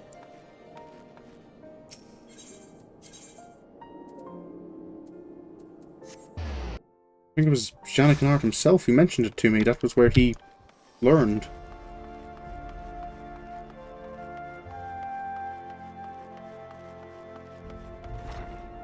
But that was abandoned, wasn't it? The Charlians came to him. That can only mean, then, that my uncle was only a pawn in a much larger game. A game that began long before we ever became involved. Think back, Sorin. The bandits in the Black Shroud, and those pirates you described that attacked you in Limsa. They all had strange facial markings, as did our false Astrologian. I believe they're called tattoos, sir. It is not much, but perhaps Lady Lavava will be able to make more sense out of it all. Despite the time we've spent together, I have this feeling she has yet to be completely honest with us. Ah, but look at me. A beloved relative tries to have me killed, and the next day I begin doubting everyone. What a sad, sad state of affairs. Perhaps to clear my head, I should call on that fine young Viscountess visiting House Halinarte from her family's stead in the Eastern Highlands. This information on Fortemps' associates should be relayed to Lady Lavava immediately. Would you be so kind? I seem to recall them saying they'd be questioning Highborn in the Pillars. Okay, sir.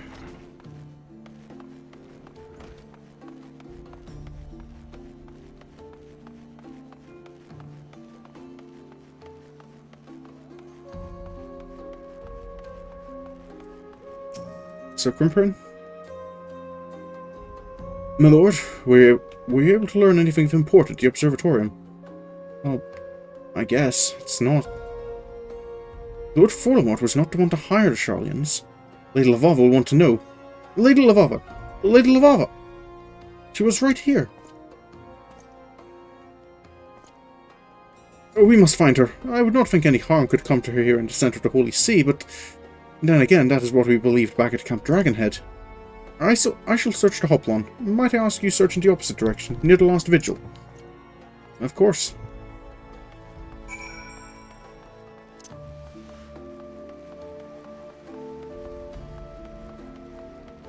That's...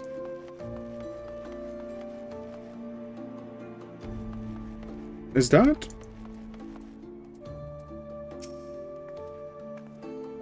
Wait, I feel... Do I know you? I'm sorry, I think you've mistaken me for someone else. That was... Those were definitely Astrologian robes. That... This isn't going to be another situation where there's a fake... Is there? Lady Lavava? Wait, you're the real thing?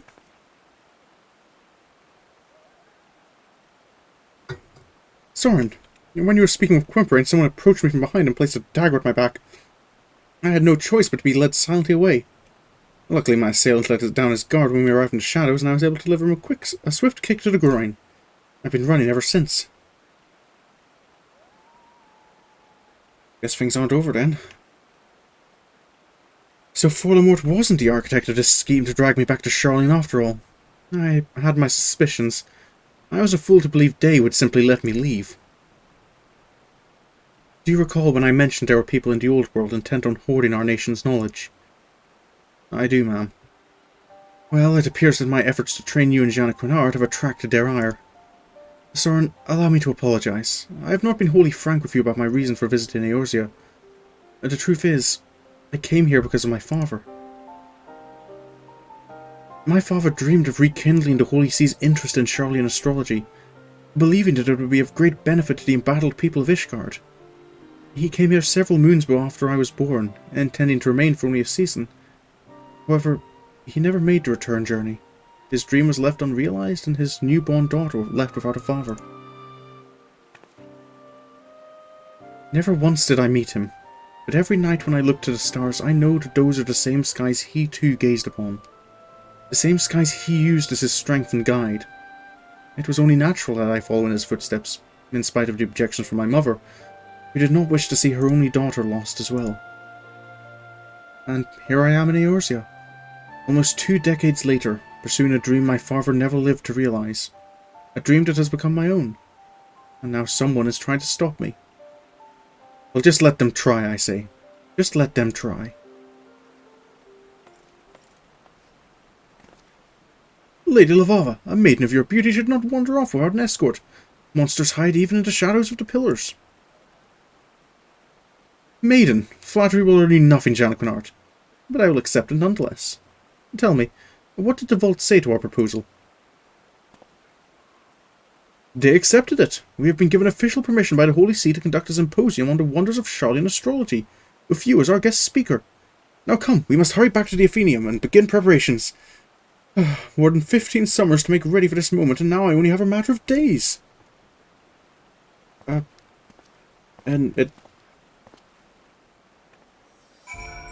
Yes, I don't want to say it sounds like he's been wasting those last 15 years, but... I've never seen Jeanne Quinard that enthusiastic about, well, anything. I suppose we'd best hurry back to the Athenaeum before his passion cools and he finds a warm bed in which to reheat it. Of course, ma'am. I shall escort the lady back to the Athenaeum, and hold her hand if I must. To ensure she doesn't wander off again, of course. Okay, I'll leave you two to it then. I'll see you back at the Athenaeum.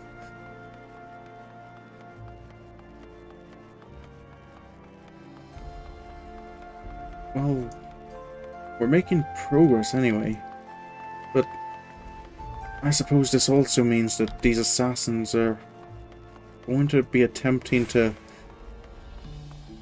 They're probably going to be trying harder. Because if they're trying to stop this knowledge spreading, a public symposium would be... not something they'd want to happen. Sorin, this has been a most bit quietly in past few moons. I must say, I truly did not expect the turns my fate has taken. I suppose that speaks much to my capacity as a reader of the heavens. I am not blind to what goes on in Foundation, so I will not claim that my life is in any way difficult. But that does not mean I do not have my share of troubles, however trivial they may be.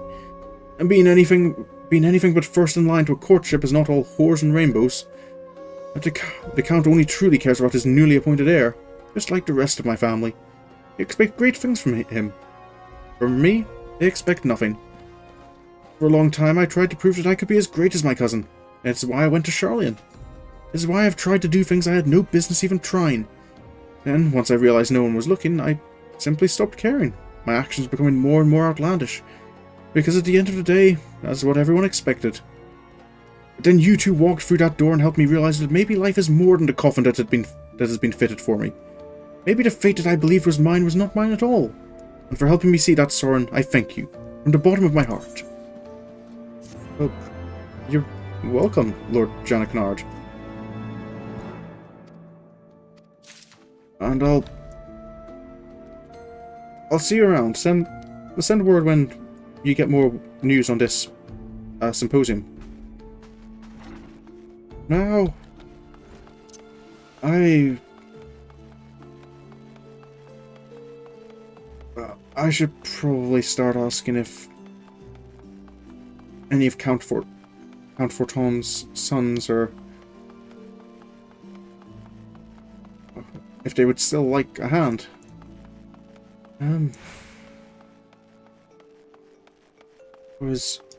What were their names? Artorial and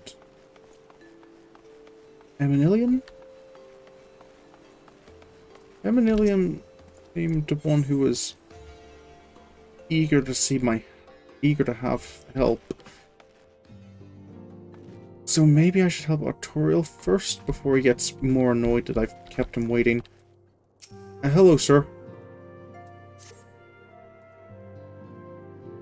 I've finished up my own business. Is there anything I can do to help? Let us begin anew, Master Sherwood. I am Sir Artorial de Fortemps, eldest son of Count Edmond de Fortemps. You will forgive me my outburst, I hope. I meant no disrespect. I merely consider myself equal to the duties entrusted to me. Unlike some.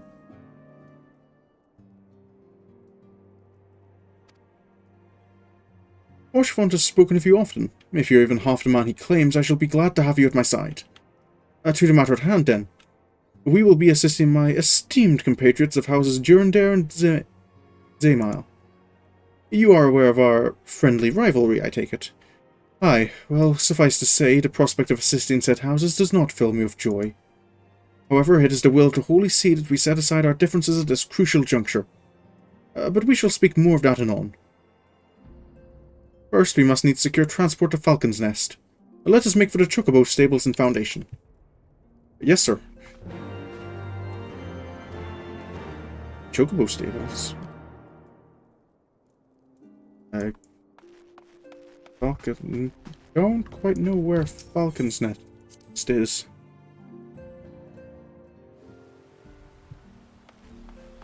But I know they're. It's near the Skysteel manufactory, isn't it?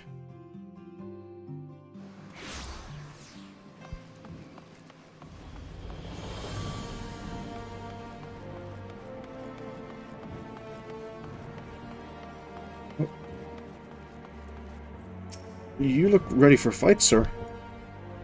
I've secured Chocobo porters for the two of us. The Chocobo Keep has yours. Hello, sir. Greetings, Master Sherwood. I've saddled a black Chocobo for your journey to the Western Highlands, as per Lord Artorial's instruction. Will this be your first time riding a black Chocobo, may I ask? If so, you're in for a treat. As I dare say you know, this particular breed can fly. Given the right conditions, they can carry you quite high, too, even over Snowcloak. You needn't worry about directing the bird, of course. Like all porters, she's trained to carry you to your destination all by herself. So just relax and enjoy the view. Oh, but be sure not to relax your grip, will you? 2 hands on the reins at all times, if you please. Well, guess it's time to head out.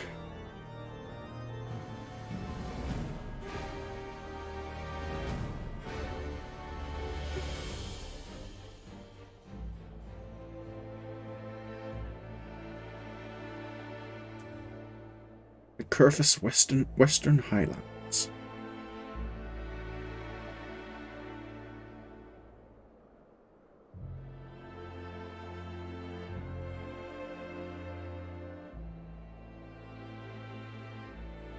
To the frozen wastes of the Western Highlands, once verdant tracts made pallid by the calamity.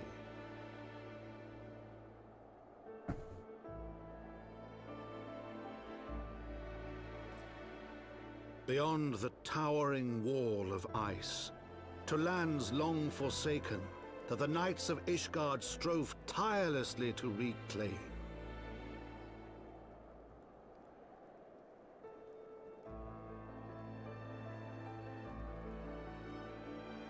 To the hamlet of Falcon's Nest, once abandoned, now freed of its pall of snow and ash, he came. I forgot how cold it is in the Highlands. It feels even colder in the Central Highlands. Oof. Lord Artorial, just give me a moment. I need to get changed into... Oof. That'll be a bit better. Hello, sir. The world looks quite different when viewed from the back of an airborne chocobo, does it not? I still find the experience strangely liberating. To business. Sir Redwald is in charge here. He should be expecting us. Sir Redwald. Of course, if you would just give me a moment, sir. I see an aephorite that I should probably attune to. That looks different to the ones I normally see. But I think it works all the same.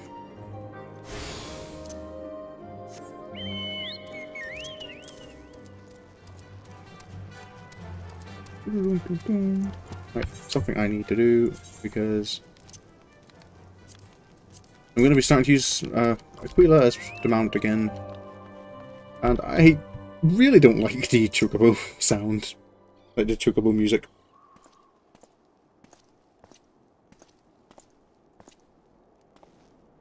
It's been far, far too long, Lord Artorial. And who might your companion be? Pray forgive us our lateness, Sir Redwald. I present to you Sorin Sherwood, Ward of House Fortemps. Ah, yes, of course. Lord Drillmont spoke of you. I, Sir Redwald of House Durandare, do bid you welcome to Falcon's Nest. We are both eager to contribute to the settlement's restoration. How may we be of service? Before we speak of that, would I be correct in assuming that Master Sherwood is unfamiliar with our recent history? Then, with your permission, I shall recount the tale for his benefit. As you may know, Falcon's Nest was once a hamlet with a small garrison of knights and some few villagers. And then came the calamity. When it became clear that the snow would not stop falling, we had no choice but to order a complete withdrawal. The settlement and the entirety of the Western Highlands were to be abandoned. Abandoned to the heretics. Lady Iceheart and her kind have walked these lands with impunity ever since. Aye, but no longer. The Holy See has commanded the reclamation of the Western Highlands and the expulsion of heretical elements. Falcon's Nest is key to accomplishing these objectives, but as you can see, rebuilding the hamlet will be no small undertaking. Our craftsmen require support and protection. Any assistance you can offer will be greatly appreciated. As promised, we of House Fortemps are at your disposal, Sir Redwald. You need but tell us where to begin.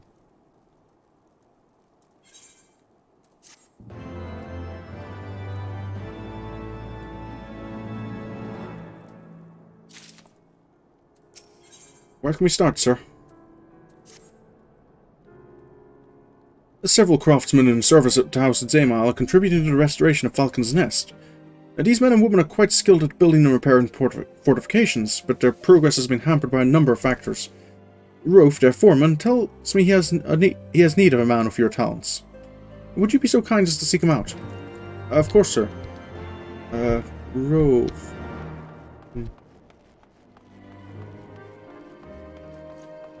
Let me just register here.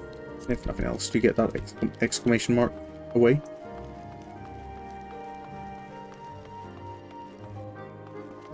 Excuse me, sir. Might you be, Rove? Yes, I'm Rove. And who might you be? Sorin Sherwood, sir. I'm here to see if there's anything you need help with. Ah, the promised help. Glad to have you aboard. I have the honour of overseeing this fine mess you see before you. Set me over on one of them blackbirds, same as you, to build and mend and tell others how to build and mend. But fury, take me this ice. It's bloody unnatural how fast it forms. It's icicle sprites, I tell you. Mark my words. There's pockets of them here and there, just waiting for me to turn my back, so they can sneak out and do their dirty work. So I need you to search the hamlet and put an end to it. If you stand watch long enough, you're sure to find them. Just deal with sprites, sir. That's not a problem. I guess I start at the top and work down.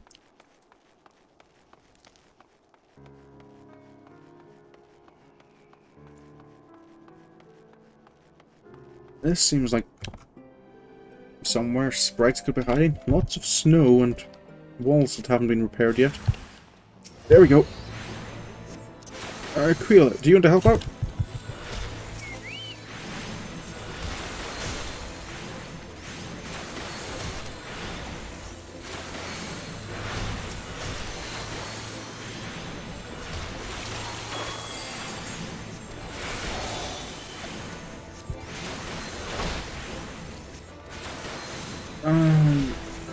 There we go. That's some dealt with. Where might others be hiding?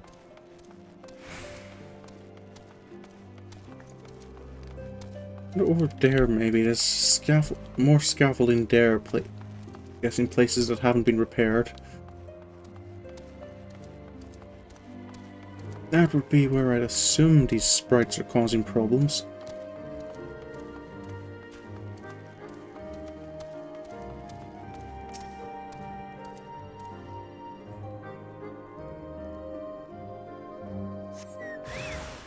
Oh, definitely.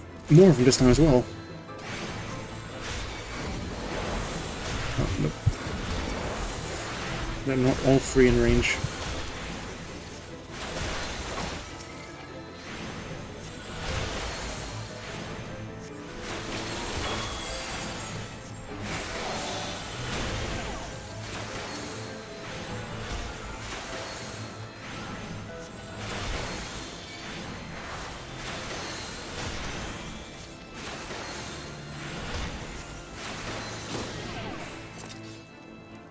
Oh, there's more dealt with.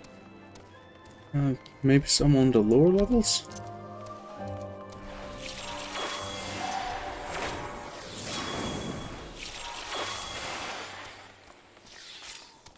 Maybe down here it looks like there's, again, some damage.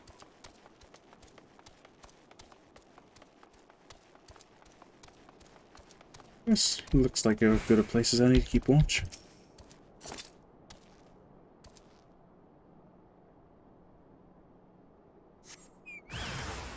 Oh, indeed.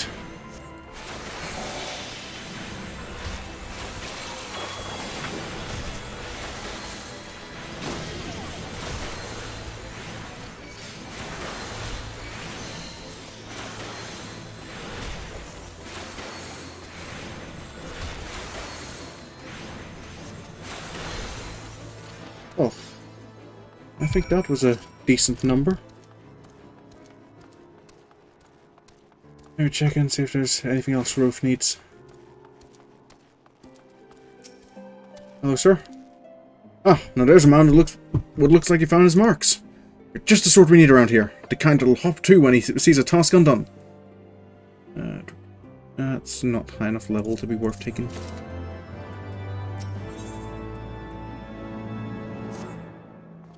You're a dab hand at Warcraft, I can tell. Not that I've any skilled arms to speak of, mind, but it doesn't take an expert to recognize expertise. It'd be a waste to keep you to myself when there's others out there who would need help same as me.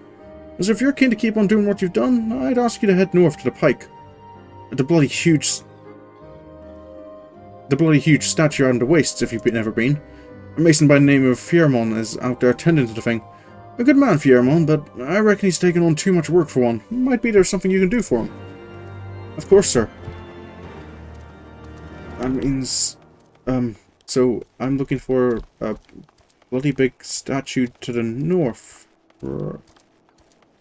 Is what he said.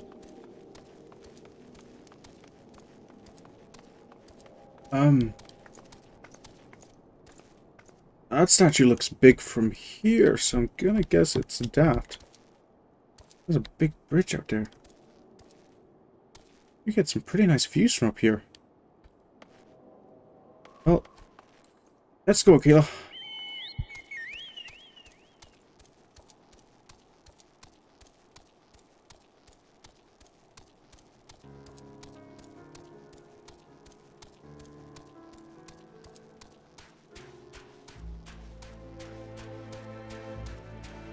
Off to that tower.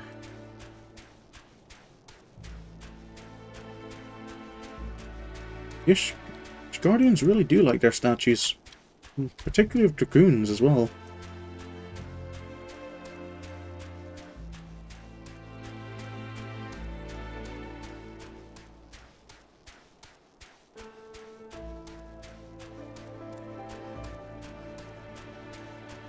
That must be Yermon, I guess. Doesn't seem to be anyone else around here. Excuse me, sir. Hail to you, traveller. What brings you out this way? A foeman rove bid you assist me? Well, far be it from me to turn down a helping hand. I've been tasked with the restoration of this sculpture. 5 years of neglect have not been kind, to say the least. Fortunately, I've just the thing for it. Rather, those deep eyes have it. If you could slay free and bring me their bristles, I'd be in your debt. That's not a problem at all, sir. I think. I don't quite know how dangerous deep eyes are. I will have to admit that. But it can't be too bad, right?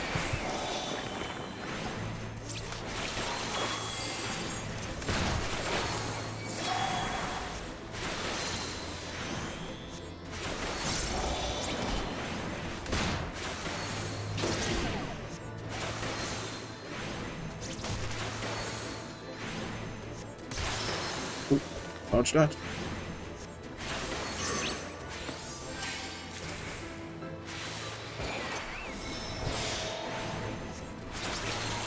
So, it said the bristles of free deep eyes, right? Oh, I found my third one.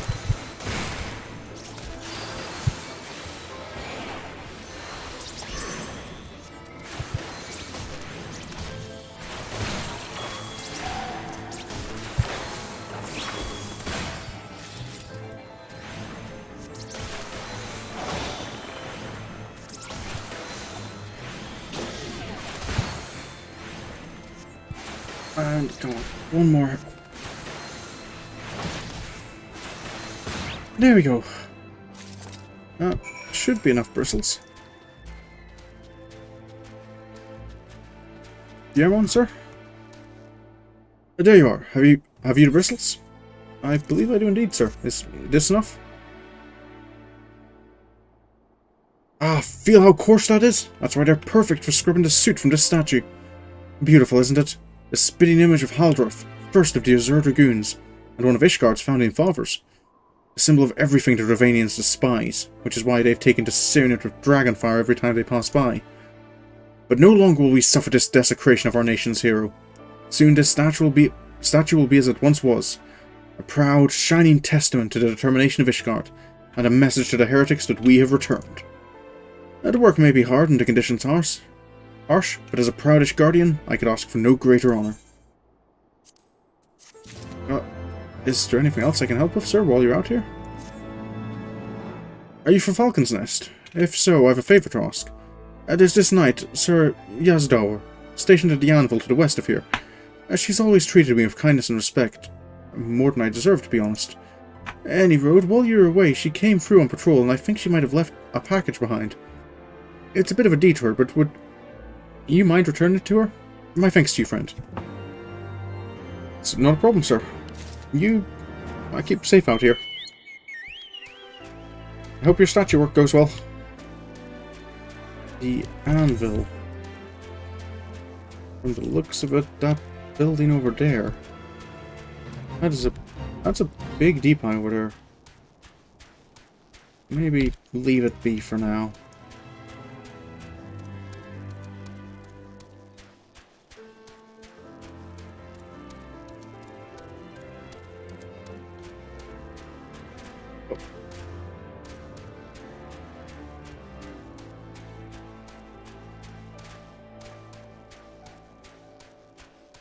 There's enough for Chocobo.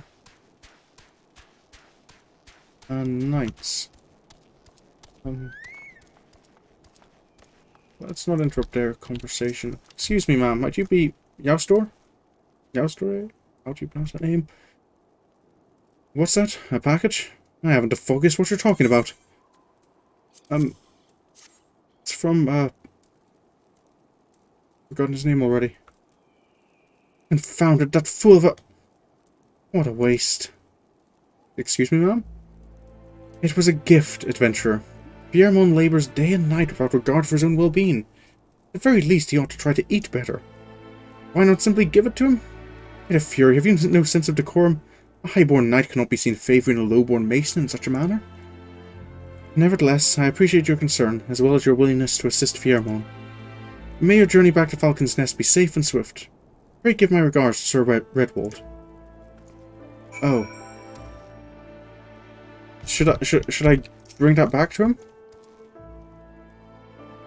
Caught between a pike and handful of my own... Oh, you're still here. Pray communicate my warmest regards to Sir Redwald. And nothing else. Okay, ma'am.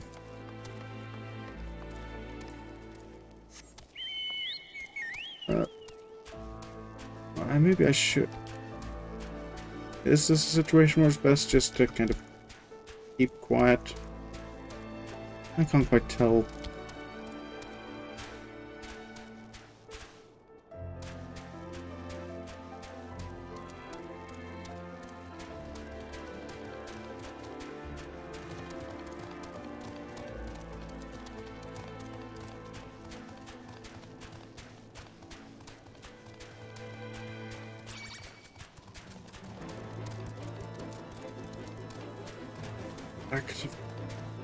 That is a big tower.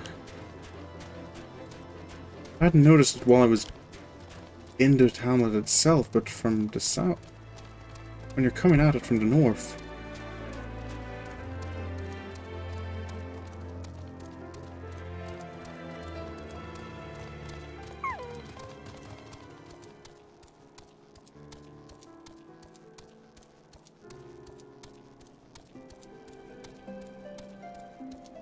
Sir Redwald, where is he again? Oh, there he is. Artorial, how's your tasks going? Sir Redwald and I are discussing how to deal with the heretics in this region. In the meantime, I asked that you see to other matters. I have been, sir. Don't worry. Sir Redwald? I must applaud your initiative, Master... I must applaud your initiative, Master Sherwood. Ruth tells me you have been quite busy. Alas, we have not the time to thank you properly. I have a task to which I would commit all able-bodied men and women, you and Lord Artorial included.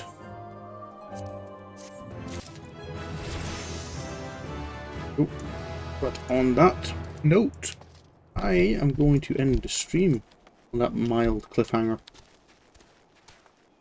What duty could he possibly have in store for us? But, yep, we're in a sanctuary. It's safe to log out here. But, yep. So, thanks for stopping by. Now that we've gotten the Astrologian stuff out of the way, it is very much going to be just Heavensward MSQ for a fair wee while now. And, yeah. That will be back on next Wednesday with... Yeah, next Wednesday and next Friday will be more Sorin. Tomorrow's stream will be back to Subnautica. Hopefully going better than my last Subnautica stream went. But until then, hope you have a nice week. And I'll see you next time. Goodbye.